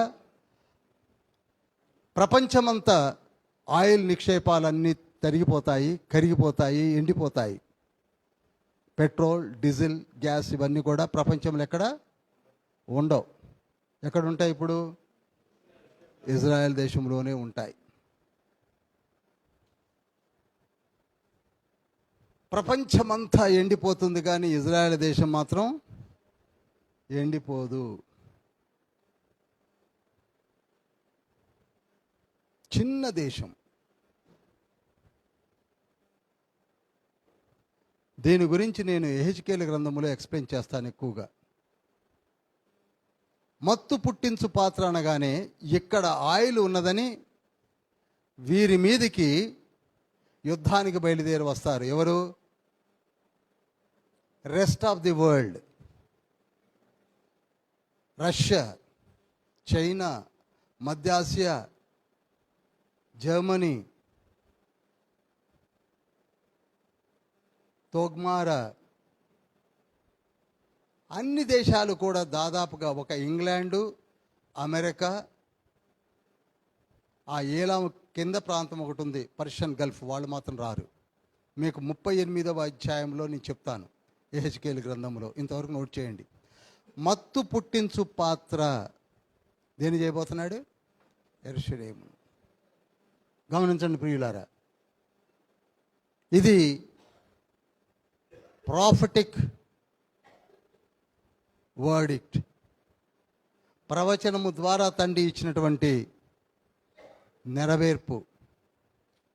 మొట్టమొదటిగా ఇస్సాకు అంటాడు, ఏమని? దీవిస్తూ దీవిస్తూ, యాకోబు నీ పైన మంచు కురుస్తుంది, నీవు కాలిడిన చోటు ధాన్యమును ద్రాక్ష రసమును అనుగ్రహిస్తాను, భూమి ధాన్యమును సమృద్ధిగా ఇస్తుంది అని ఆదికాండం 27వ అధ్యాయము 28వ వచనంలో ప్రవచించాడు. ఎవరు? ఇస్సాకు. First prophecy. రెండవ ప్రాఫెసీ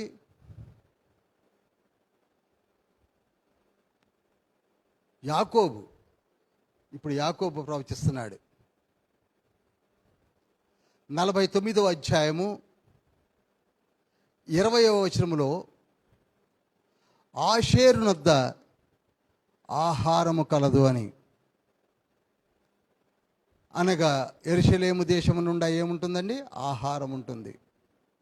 ఇక 3వ ప్రాఫెసీ మోషే ప్రవచిస్తున్నాడు. ద్వితీయోపదేశ కాండము 33వ అధ్యాయము 24వ వచనము.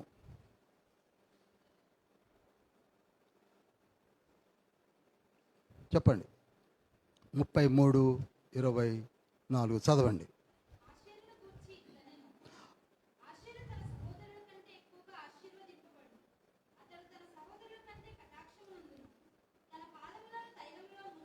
చాలండి. ఆషేరు తన పాదాలను ఎందులో ముంచాడట? అంటే యెరూషలేములో 15 ఫీట్లు తవ్వితే చాలండి, చెంబు పెట్టి నూనె తీసుకోవచ్చు. అంత నిక్షేపాలు ఉన్నాయి అక్కడ, చమురు నిక్షేపాలు. మృత సముద్రము నిండా చమురే ఉందన్నాడు, ద ఆయిల్ ఆఫ్ జియోన్ అని. ఇప్పుడు దాన్ని పిలిచేది ఏంటనుకుంటున్నారు? The oil of Zion. మృత సముద్రం నిండా ఆయిలే ఉంది, ఎక్కడ పడితే అక్కడ ఆయిల్ ఉంది. కనుక ఈ ఆయిల్ని చూసి వీళ్ళు కళ్ళన్ని మెరమెర అని మొత్తం ఎండిపోయింది కనుక దాని మీదకి యుద్ధానికి వస్తున్నారు. ఆ వచ్చేదాన్ని నేను యెహెజ్కేలు 38వ అధ్యాయంలో చెప్తాను. దయచేసి గమనించండి. ఏ విధంగా యుద్ధం జరుగుతుంది, ఏ విధంగా తండ్రి రక్షిస్తాడు కూడా 38 చెప్తే బాగుంటుంది. ఇప్పుడు నేను చెప్తూ పోతే ఈ సబ్జెక్ట్ని కొంచెం పక్కకు వెళ్ళినట్టుగా ఉంటుందని చెప్పడం లేదు. కనుక రాబో దినముల్లో ఇజ్రాయెల్ ఏమవుతుందండి? అది ప్రపంచములో కల్లా అగ్ర దేశములంటే రష్యా, అమెరికా అంటుంటాం కదా. కానీ ఇప్పుడు ఏదవ్వబోతుంది? ఏదవ్వబోతుంది? ఇజ్రాయేల్.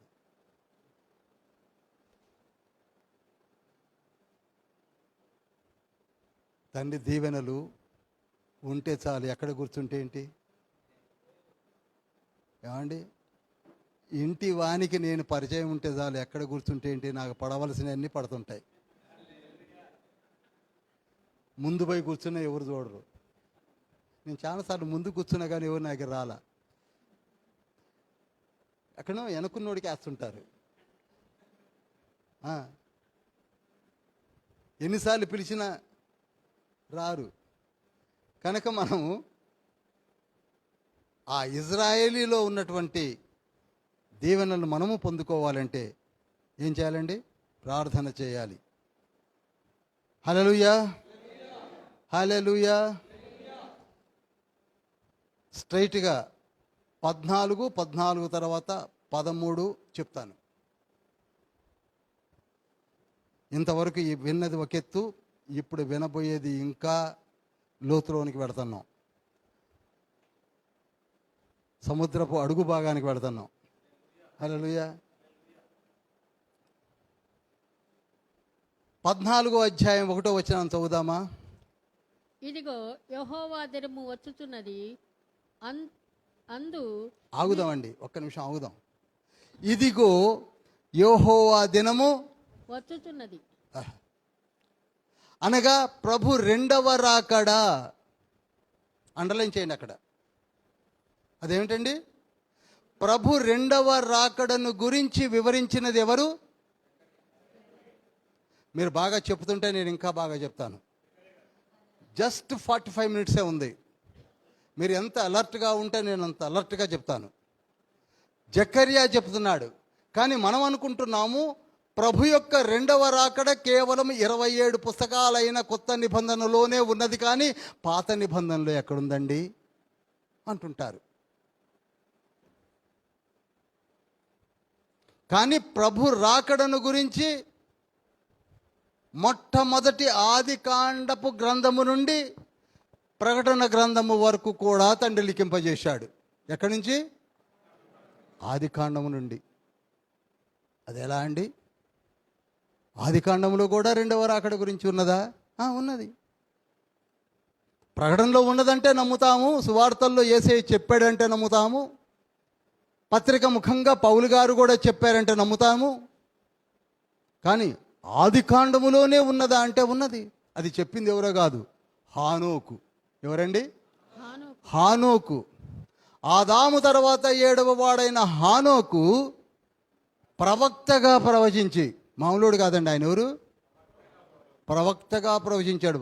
ప్రభు రెండవ రాకడ చెప్పాడంటే హానోకు ఎంతటి వాడండి చెప్పండి. మనం ఏదో హానోకు రెండవ రాకడలో పట్టుకొద్దాం, హానోకును గుంజుకొద్దామని అనుకుంటున్నామే తప్ప, ఆ ఇద్దరిలో హానోకండి. అంతేగాని హాను గురించి మనకేం తెలియదు.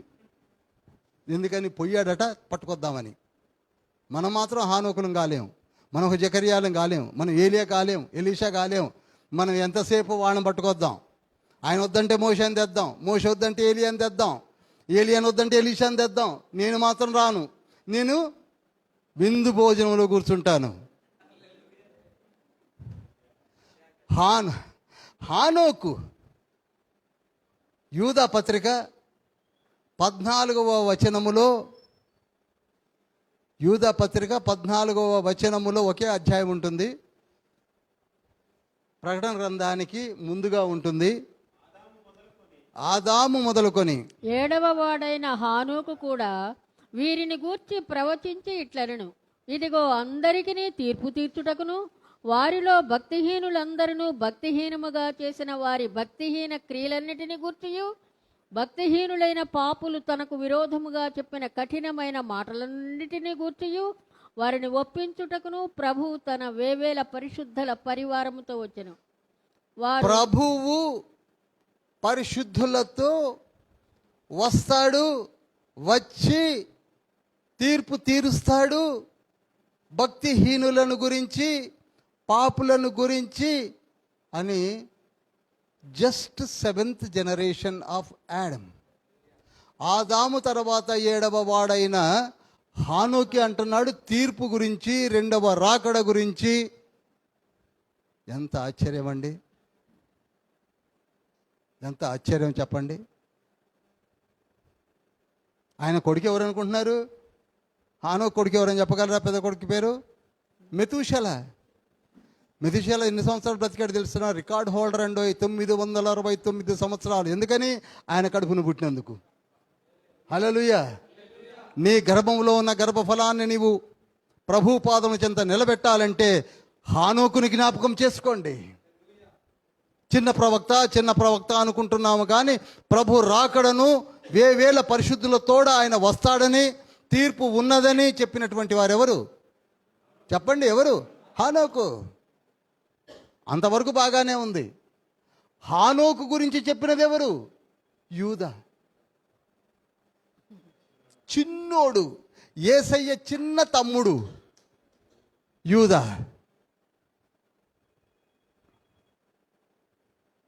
యూదా. ఒకే ఒక్క అధ్యాయం రాశాడు, 25 వచనాలు అనుకుంటా రాశాడు. అందులో ఎంత పెద్ద లిస్టు పెట్టాడండి. హానోకు పలకడం ఏమిటి, యూదా రాయడం ఏమిటి? మనం కనీసం యూదా లాగన్నా ఎదుగుదామా? తీర్మానం తీసుకుందాం.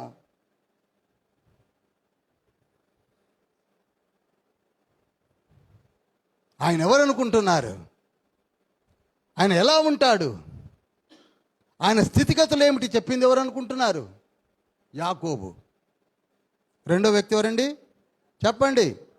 యాకోబు. ప్రభు రాకడ గురించి చెప్పింది ఎవరు? యాకోబు. హానోకు చెప్పడం ఒక ఎత్తు అయితే, యాకోబు 3 అడుగులు 10 అడుగులు ముందుకే చెప్పాడు. 49వ అధ్యాయము ఆదికాండము 1 నుండి 28 వచనాలు మీరు తర్వాత చదివినట్లయితే,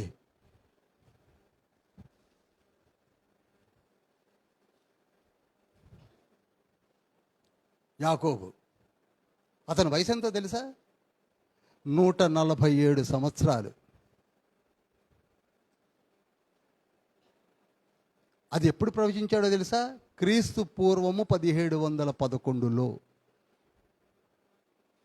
ఏమనో తెలుసా?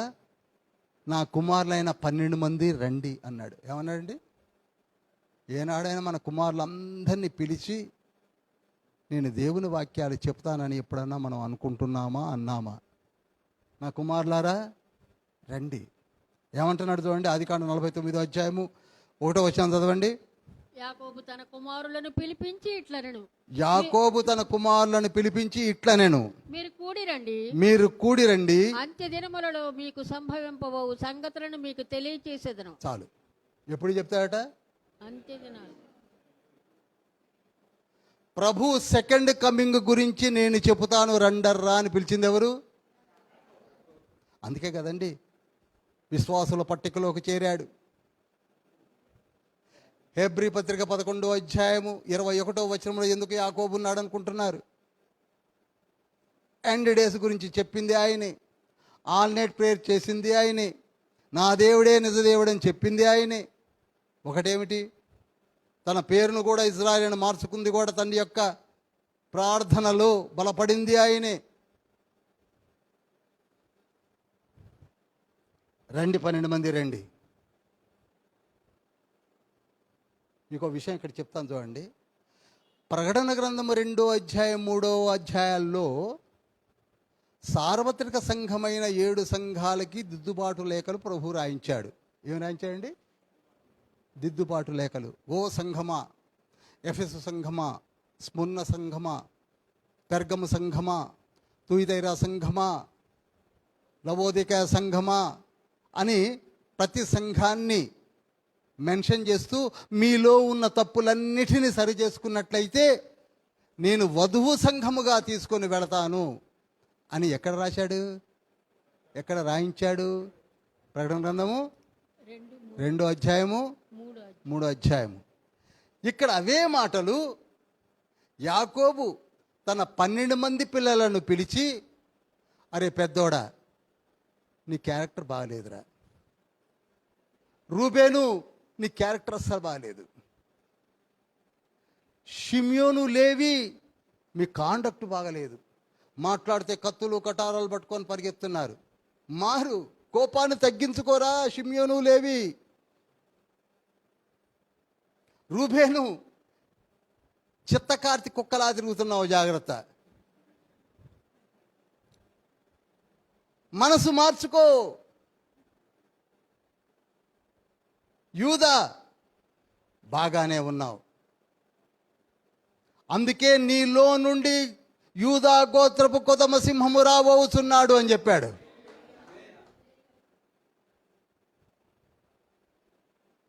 యూదా కీప్ ఇట్ అప్. ఫిలదెల్ఫియాతో కూడా తండ్రి అదే అన్నాడు కదా, ఫిలదెల్ఫియా నీ విశ్వాసము కొంచెమైనను నన్ను వదలలేదు కనుక నేను నీ ఎదురు తలుపును తెరిచి ఉంచాను, ద్వారమును తెరిచి ఉంచాను, ఎవడు ముయ్యలేడు, నేను తీయగా ఎవరు ముయ్యలేరు, నేను ముయ్యగా ఎవరు. అదేవిధంగా యూదా, యు ఆర్ ఓకే అన్నాడు.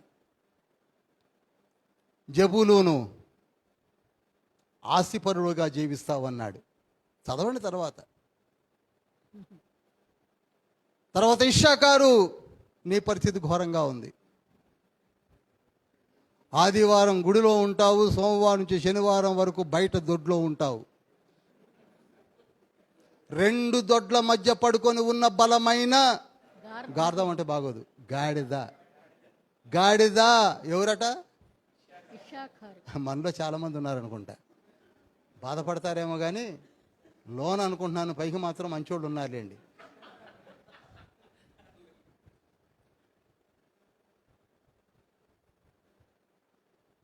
ఇక దాను అంటే కట్లపాము, సర్పమట. అనగా అది ఎప్పుడు కూడా పొదల్లో దాక్కొని ఉంటుంది, ఎవరైనా కనపడితే వేస్తుంటుంది. మనలో లేరండి ఆ బాబుతోళ్ళు. పచ్చని సంసారాలు, ఒకటే కాటు, ఫినిష్. ఒకసారి కొత్తగా పెళ్లి చేసి భార్యాభర్తలను అత్తగారింటికి పంపించేప్పుడు ఒక పెద్ద ఆవిడని ముత్తైదుని పంపిస్తారు, అంతే కదండి. మరి ఒంటరిగా ఉండకూడదని. ఆవిడ మంచిది కాకుండా ఈ కట్లపాం అనుకోండి, ఆ 3 రోజుల పండగేమో కానీ ఇద్దరు భార్యాభర్తలు కోర్టుకు వెళ్ళి విడాకులకు అప్లికేషన్ పెట్టుకున్నారట. ఎందుకని? ఆయన మీద ఈమెకి, ఈమె మీద ఆయనకి, పెళ్లి కొడుక్కి పెళ్లి కూతురికి కాటేసింది ఎవరు చెప్పండి? దాను ఆ బాపతోడు. ఎప్పుడు చూడు దాక్కొనే ఉంటాడు. ఎవరోగా సంసోనండి. దానిలో నుంచి వచ్చినవాడు సంసోను చూశాడు. ఫిలిస్తీన్లంతా దాక్కొనే, నక్కల్ని పట్టుకుంటాడు, తోకలకు ముళ్ళేస్తాడు, ఒక క్యాండిల్ పడతాడు, దానికి అంటేస్తాడు. ఎవరు ఉండరానికి, ఒక్కడే. ఎవరు ఉన్నారనుకుంటున్నారు? అబ్బే ఒక్కడే. సింహాన్ని చంపినా ఒక్కడే, 19 మందిని చంపినా ఒక్కడే, పచ్చి ఎముకతో 1000 మందిని చంపినా ఒక్కడే, ఎక్కడ తిరిగినా ఒక్కడే. కట్లపాము. అప్పుడే చెప్పాడు, ఒరే దాను, నేచర్ మార్చుకొని ఆయన. ఇక గాదున్నాడు. గాదు గురించి నేనేం చెప్పాను? గాదు మరి ఒక పనికిమాలినోడు. ఆశీర్వదించబడినటువంటి జనాంగము. ఎండ్ డేస్లో మీరు పాడైపోతారని పిలిచి చెప్పుతున్నాడు ఒక్కళ్ళకి. ఈ గాదెవరు తెలుసా? ఆ తర్వాత కాలంలో గదరేయుల దేశం అని చెప్పేసి పరిశుద్ధ సువార్తలలో లిఖించబడింది. ఎంతమంది చదివారు ఒకసారి చేయలేపండి చాలు. గదిరేనేయుల దేశము. ఏమండి? గెరాసీనీయుల దేశము లేక గదరేనీయుల దేశం అని ఉంటుంది. ఎంతమంది చదివారు? ఆ దేశం ఎవరితో తెలుసా? ఈ గాదీయులదే. వాడి పేట కట్టబడిందే. వాళ్ళు ఏం పెంచడం మొదలుపెట్టారంటే పందులు పెంచడం మొదలుపెట్టారు. రోములో, మధ్య ఆసియాలో పందులకు బాగా గిరాకీ ఉందని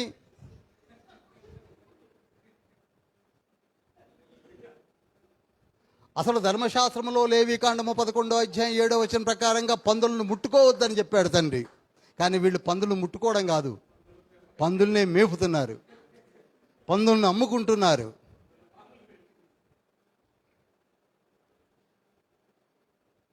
యెషయా గ్రంథం 66వ అధ్యాయం 17వ వచనంలో పందులను, పందు కొంకులను మేపేది ఎవరు అనుకుంటున్నారు? వీళ్ళే, గాదీయులు.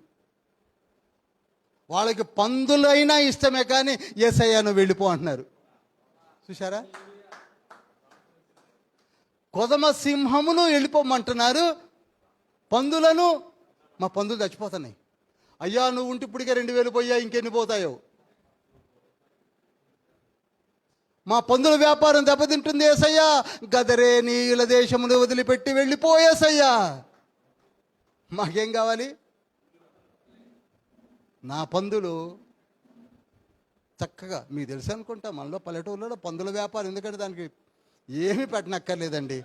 నాది అని వదిలేస్తే చాలు, నాది అని వదిలేస్తే చాలండి. పందికి ఏ పెట్టుబడి లేదు. ఉందా? నాకు తెలిసి లేదు. కావాలన్నప్పుడల్లా తిరిగి పట్టుకుంటే చాలు. ఫ్రీ. అందుకే పందుల వ్యాపారాన్ని ఇష్టపడింది ఎవరు అని యాకోబు చెప్పాడు, నేను చెప్పలా. యాకోబు చెప్తున్నాడు, మరి బాబు నువ్వు నా రాకుమారుడు అని పెంచుకుంటున్నాను రా.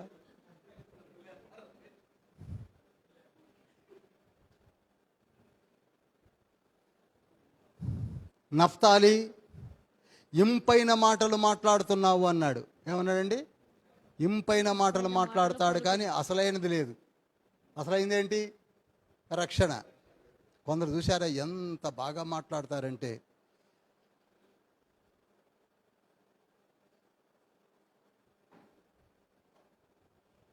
చెప్పడం ఎందుకని ఆగిపోయాను. అసలు విషయం చెప్పరు.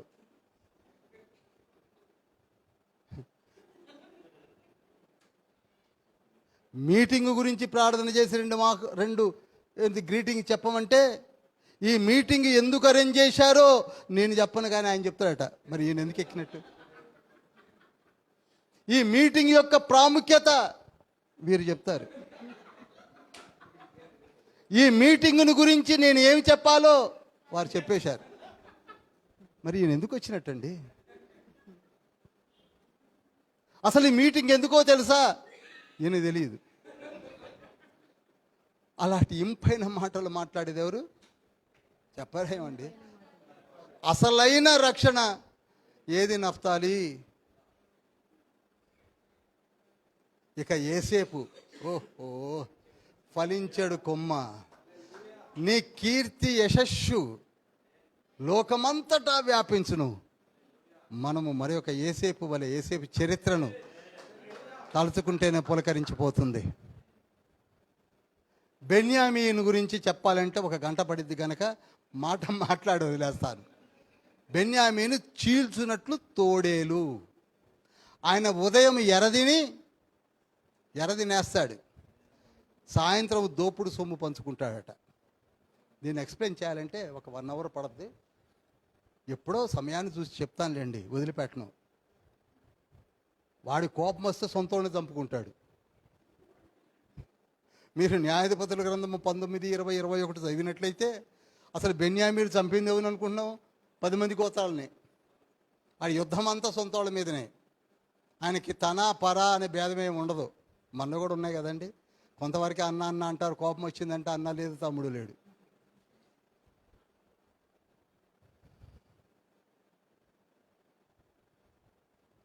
కనుక యాకోబు ఏమన్నాడు? మీ 12 మందిని గురించి నేను వివరించాను, మారండి. హానోకు ఏమని చెప్పాడు? ఇదిగో వస్తున్నాడు యేసయ్య అని చెప్పాడు. యాకోబు ఏమని చెప్తున్నాడు? యుగాంతములో జరుగు సంభవాలు చెప్పుతున్నాను. ఆయన శిలవ నిర్గమం ఎలా చేస్తాడో కూడా 11వ వచనంలో చెప్పాడు, 49, 11లో. నేను ఇప్పుడు వివరించిన సమయం చాలదు. ఆర్మగిద్దోని యుద్ధం ఎలా చేస్తాడో కూడా చెప్పింది ఎవరనుకుంటున్నారు? చెప్పండి. యాకోబు శిలువలో వ్రేలాడిన సంఘటనను, ఆర్మగిద్దోని యుద్ధము జరిగించే సంఘటనను కూడా 11వ వచనములోనే చెప్పాడు. మరలా చెప్తాను నేను, ఎందుకంటే ఇవన్నీ గంటల ప్రసంగాలు ఇవి. మనం సబ్జెక్ట్లో కొంచెం ముందుకు వెళ్ళాలనే ఉద్దేశంతో చెప్తాను. ఏది వదిలిపెట్టను, తప్పకుండా చెప్తాను. అంత మాత్రమే కాక యేసయ్యను గురించి ప్రతి ఒక్క పుస్తకము కూడా ఆయన దేవుని ప్రతిరూపము, మరలా వస్తాడు అని చెప్పడము మనం చూస్తూ ఉంటాం, చదువుతూ ఉంటాం. అంతదాకా ఎందుకు? యేసయ్య అన్నాడు, నేను మీకు స్థలము సిద్ధపరచ వెళుతున్నాను, నా తండ్రి ఇంట అనేక స్థలములు కలవు, నేను తిరిగి వచ్చి మిమ్ములను తీసుకొని నేను వస్తానని చెప్తున్నాడు. చూశారా? ఐ విల్ కమ్ బ్యాక్, నేను తీసుకొని వెళతాను. లేఖనాలు పుస్తకాలు పక్కకుంచండి, ఆయనే చెప్తున్నాడు నేను వస్తాను. ఏమంటున్నాడండి? చెప్పండి. నేను వస్తాను. మత్తయి సువార్త 26వ అధ్యాయం 64వ వచనంలో కూడా, ఓ యాజకులారా, ప్రధాన యాజకులారా, సైనికులారా, అధిపతులారా, ఇప్పుడు నన్ను సిలువ వేయాలనుకుంటున్నారు మీరు. నేను తండ్రి కుడి పార్శ్వమున కూర్చుండటయు మేఘారూరుడై మరలా వచ్చుటయు. చెప్పండి, మీరు చెప్పాడా లేదా? ప్రతి పుస్తకము మరలా వస్తాడు వస్తాడు వస్తాడు అని చెప్పడం చూస్తున్నాం మనం. ఇంతకీ మనమే men may come and men may go. ఏ పుస్తకం అంటే నాకెందుకండి, ఆ పుస్తకాలు చదవడం మానేశాను అందుకే అంటున్నారు కొందరు. ఇదిగో నేను మేఘారూఢై వస్తాను, మీరందరూ చూస్తారు. ప్రకటన గ్రంథం 1వ అధ్యాయం 7వ వచనంలో ఏమనుంది? ఇదిగో ఆయన మేఘారూఢై వచ్చుచున్నాడు, ప్రతి నేత్రము ఆయనను చూచును. జరుగుతుందా లేదా? అండమే కాదు, రావడం కూడా చూస్తున్నారు. వీటిని మనం పట్టించుకోవడం లేదు. దేవదూతలు సాక్ష్యం ఇచ్చారు కదండి. అమ్మలారా అయ్యలారా, మీరెందుకు తేరి చూస్తున్నారు? ఏ రీతిగా ఇప్పుడు సియోను కొండపై నుండి మేఘముపై వెళ్ళుచున్నాడో అదేవిధంగా మేఘముపై మరలా వస్తాడు అని అపోస్తుల కార్యములు 1వ అధ్యాయం 11వ వచనంలో అన్నాడా లేదా? యేసయ్య మొట్టమొదటిగా వచ్చాడని చెప్పింది ఎవరు అనుకుంటున్నారు? దూతలే. గొల్లలు చెప్పింది ఎవరండి? దూతలు. మరలా యేసయ్య వస్తాడు సెకండ్ కమింగ్ అని చెప్పింది ఎవరండి?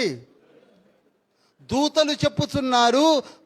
పరిశుద్ధ లేఖనములు చెప్పుచున్నవి. మన పితరులు ప్రవచించి లిఖింపచేశారు. వాటిని చదువుతున్నాము, కానీ మనము పట్టించుకుంటున్నామా? చెప్పండి.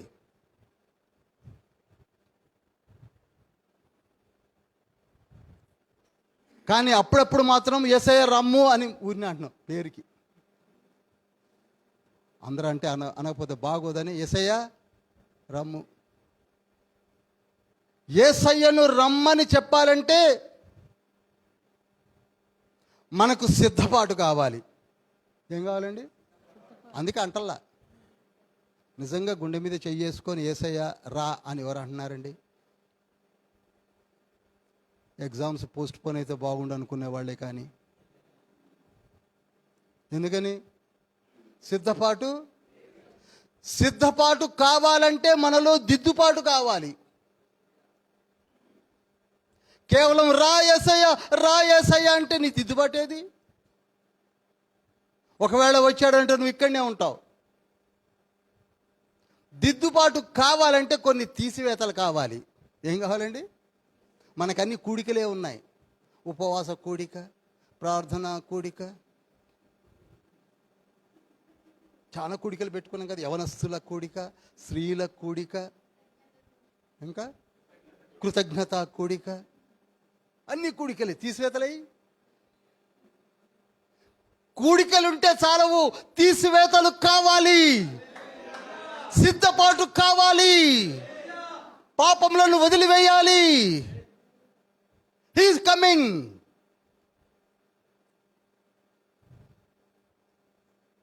ఆయన వచ్చేది దేనికనుకుంటున్నారు? పాపులను బాగు చేయడానికి కాదు. అది అయిపోయింది, ఆపరేషన్ అయిపోయింది.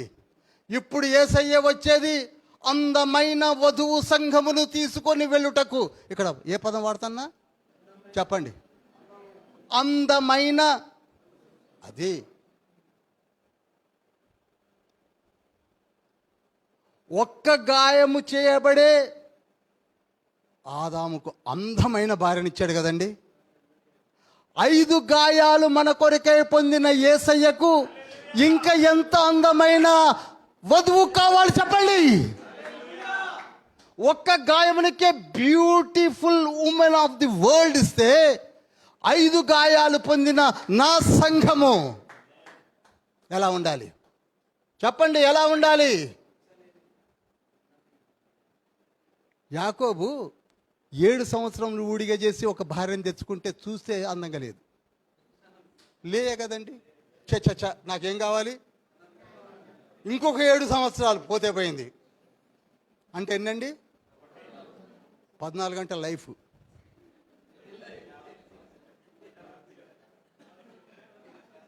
యావజ్జీవం కదా లైఫ్. యావజ్జీవం అంటే చచ్చేదాకా. 14 సంవత్సరాలు పోతే పోయింది, ఊడిగం చేస్తాను. ఎందుకని? మరి యేసయ్య అందము కొరకు ఆయన ఏ విధంగా కోరుకుంటాడు? ఒక యాకోబే 14 సంవత్సరాలు ఇహపరమైన అందము కొరకు ఊడిగం చేస్తే, యేసయ్య ఆ అందము కొరకు వస్తున్నాడు. అవునా? మనలో కూడా యుక్త వయసు వచ్చిన వాడిని, ఎరా పెళ్లి కూతురు ఎలా ఉండాలరా అంటే 5-4 ఎత్తు ఉండాలి, తెల్లగా ఉండాలి, జుట్టు పొడుగ్గా ఉండాలి, చదువుకున్నదై ఉండాలి, ఉద్యోగం చేస్తే ఇంకా మంచిది. ఇంతకీ వీడెట్టుంటాడో తెలుసా? వీడెప్పుడైనా అద్దంలో చూసుకున్నాడా? వాడి పేరు చెప్పి చిన్న పిల్లలకి అన్నం తినిపిస్తున్నారు ఊళ్ళో వాళ్ళు. వాడు ముఖం చూస్తే కానీ పిల్లలు అన్నం తింటలా.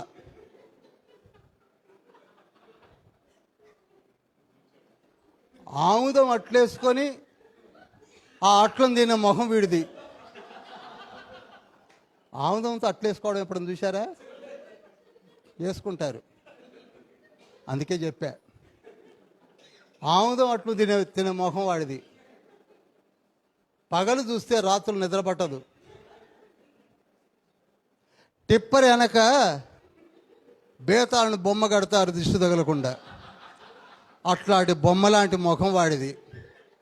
వాడికే అందమైన భార్య కావాలట. మరి యేసయ్యకు చెప్పండి, హల్లెలూయా. మడత మచ్చ ఏమీ లేని నాకు వధువు సంఘము కావాలి అంటున్నాడు యేసయ్య. ఎందుకనగా అద్వితీయుడు, శక్తి సంపన్నుడు, పరలోకమును ఏలుతున్న వధువు, కాబోయే పరలోక వాసి అయిన వధువు సంఘం ఎలా ఉండాలి చెప్పండి? ఎలా ఉండాలి? ఎలా ఉండాలండి? చెప్పండి, ఎలా ఉండాలి? మరి ఆ సిద్ధపాటు నీకున్నదా? చెప్పండి. ఆ పొద్దున్న లెగుస్తే అసలు నువ్వు ఎక్కడుంటావో నీకే డౌట్. పరలోకాన్ని పోతానంటావా బ్రదర్? డౌటు. ఆ డౌట్ క్యాండిడేట్ని తండ్రి సిద్ధపాటు ఏదని అడుగుతున్నాడు కనుక నేను వచ్చే లోపు టైం ఇస్తున్నాడు. ఏమండి, ఇంకా మ్యాక్సీలు ఉంటే తీసి పక్కకు పారేయండి, చక్కగా తయారవ్వండి, ప్రార్థన చేయండి, వాక్యాన్ని చదవండి, సిద్ధపాటుతో ఉండండి, కూడికలు కాకుండా మైనసులు చేయండి, కొన్ని మైనసులు చేయండి, నీకు పనికిరాని వాటిని తీసివేయండి, పనికిరాని తీగలను తీసివేయండి. తెల్లవారు నీ అద్దాన్ని చూసుకుంటూ కూర్చున్నా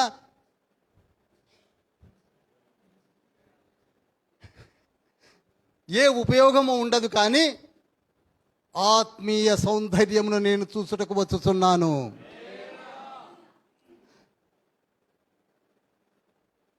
యేసయ్య అందం చూడాలంటే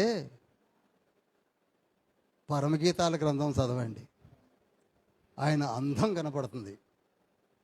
నా ప్రియుడు మనోహరుడు ధవళవర్ణుడు హృదయ నేత్రుడు.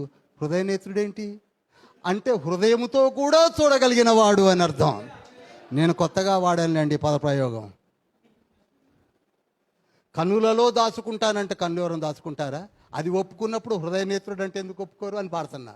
నా ప్రియుడు మనోహరుడు ధవళవర్ణుడు హృదయ నేత్రుడు 10 మందిలోనా.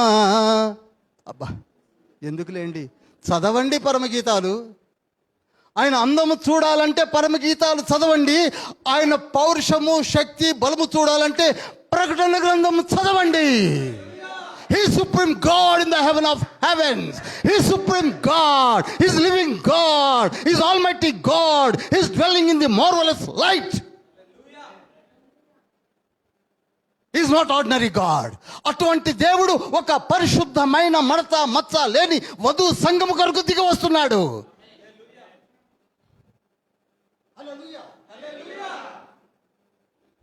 హల్లెలూయా.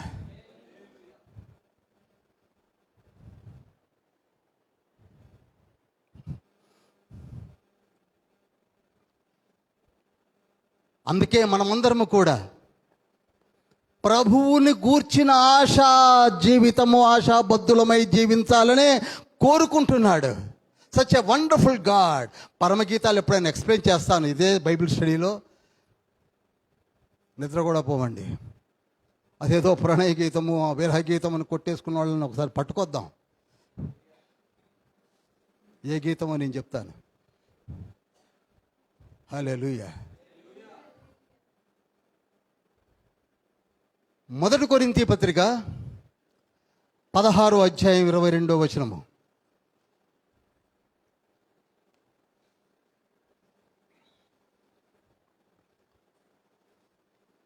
ఎవడైనను ప్రభువును ప్రేమింపకుంటే వాడు శపించబడునుగాక. ప్రభువు చూడండి, ఎవరైనాను ప్రభువుని ప్రేమించకుంటే వాడు శపింపబడును. నువ్వు ఎంత అందగత్తెవైనా, ఎంత అందగాడవైనా, నువ్వు మిస్టర్ యూనివర్స్ అయినా, బాడీ బిల్డర్ అయినా, బెస్ట్ సింగర్ అయినా, బెస్ట్ పోయిట్ అయినా, బెస్ట్ పొలిటీషియన్ అయినా శపించబడతావు. Only one way, only one way. ప్రభువుని ప్రేమించండి, ప్రభువుని ప్రేమించండి, ప్రభువుని. అందుకే అక్కడ అంటాడు 22వ వచనంలో మారన్ ఆతా అన్నాడు.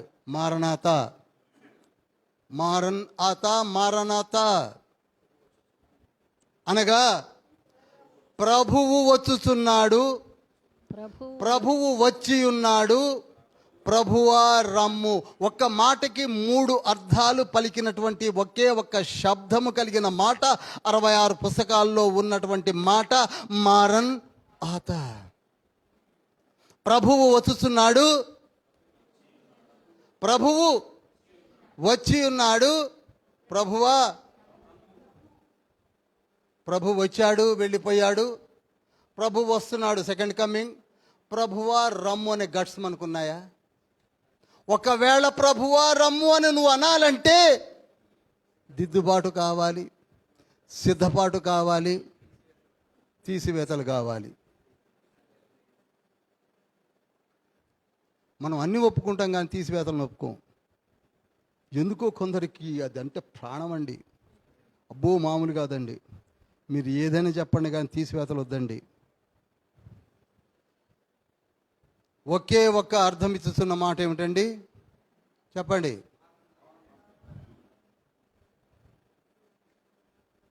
మారనాథ.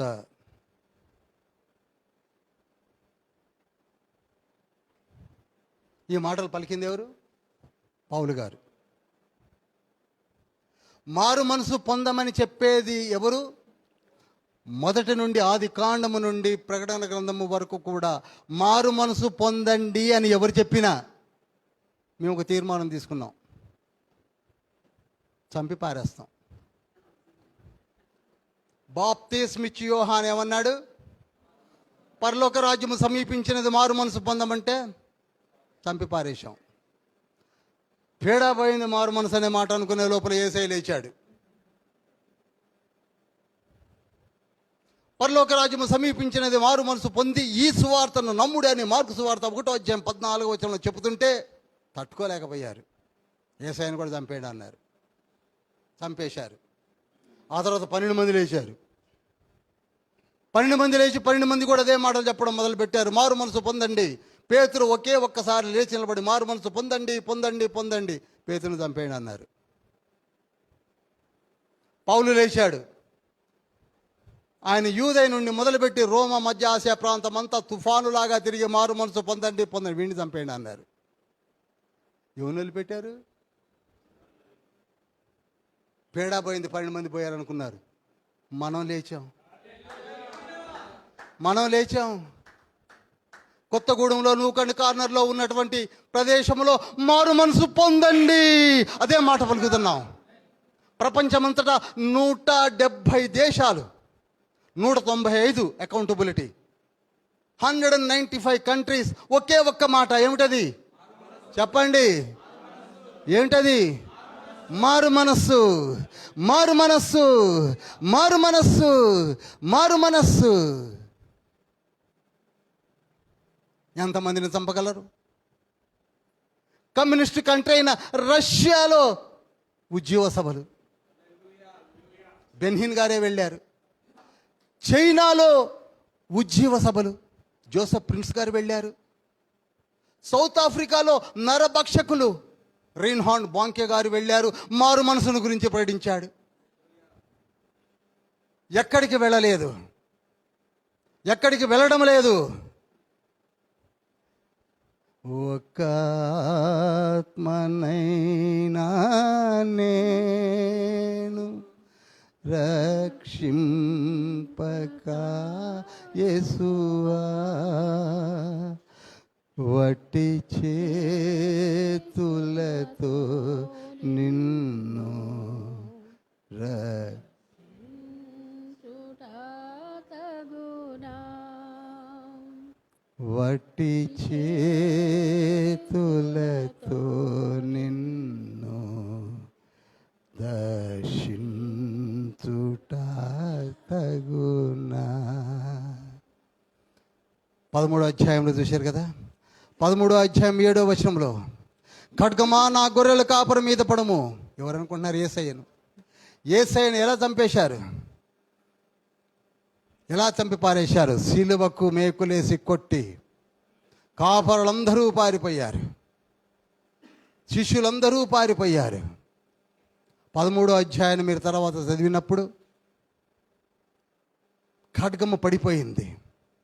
అయినను దేవుని రాజ్య సువార్త ఆపలేకపోయారు. ఎవరి వల్ల కూడని స్థితి జరగదు, అంతే అది. ఎందుకనగా దేవుని యొక్క ఏర్పాటు. ఈనాడు మన మధ్యలో నుంచి ప్రవక్తలు లేవబోతున్నారు. హల్లెలూయా. ఇది ఊరికినే తండ్రి ఏర్పాటు చేసినవి కాదు. One day they will rise up. లేచిపోతారు. వారు తెలియకుండానే ప్రవచిస్తారు, వారు తెలియకుండానే బోధిస్తారు, వారు తెలియకుండానే కార్యాలు జరుగుతూ ఉంటాయి. మరి ఒక జకర్యా వలె లేచిపోతారు.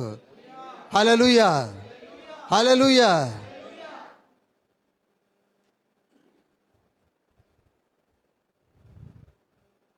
ఇంకొక ఆశ్చర్యకరమైన మాట చెప్పాలా? చివరిగా చెప్పి వాటికి ముగిస్తాను. వచ్చే వారం మళ్ళీ 12, 14 చెప్పి వేరే సబ్జెక్టులోకి వెళ్తాను. 14 అధ్యాయాలు రాసినటువంటి జకర్యా, బెరక్యా కుమారుడైన జకర్యా, బరకీయ కుమారుడైన జకర్యాను కూడా బలిపీఠమునకు ఆలయమునకు మధ్య చంపి పారేశారు.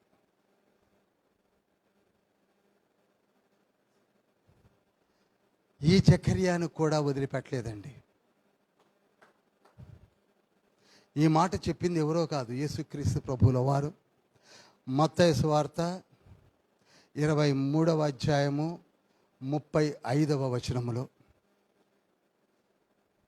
హే వేలు రక్తము మొదలుకొని బరకీయ కుమారుడైన జకర్యా రక్తము కూడా చిందించబడి మీ నిమిత్తమై మాట్లాడుతున్నది. రక్తం మాట్లాడుతుంది. గమనించండి ప్రియులారా, ఈనాడు మనము కూడా మారు మనసు పొందండి, మారు మనసు పొందండి అంటే వీడెవడండి ఊరికే మారు మనసు అంటున్నారు అని చర్చని మానేసిన వాళ్ళు ఉన్నారు. అందుకే ఈ రోజుల్లో చర్చిలో మారు మనసు అనే మాట వదిలేశారు. ఇక నాకు సంఘం వస్తే చాలు, ఎందుకు ఊక మారు మనసు అని. వాళ్ళే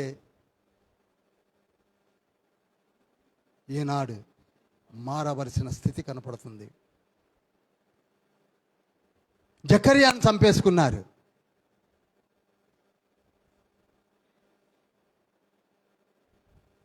యేసయ్యను చంపేసుకున్నారు. అందరినీ చంపుకోవడమే మన పని, మనం మాత్రము మారడం లేదు. కనుక ప్రియులారా, ఇంకా ఉంది 14వ అధ్యాయం, అప్పుడే అయిపోలేదు. ఆయన సియోను కొండపై కాలు మోపడము జరిగే సంభవాలన్నీ వచ్చే వారం ధ్యానించబోతున్నాం. దట్ ఈజ్ సెకండ్ కమింగ్, కీర్తనల యొక్క ప్రవచనము, మొదటి దశలోనికైలకు రాసిన ప్రవచనాలు, ఇవన్నీ నెరవేర్చబడబోతున్నాయి. అందరం లేచి నిలబడదాం.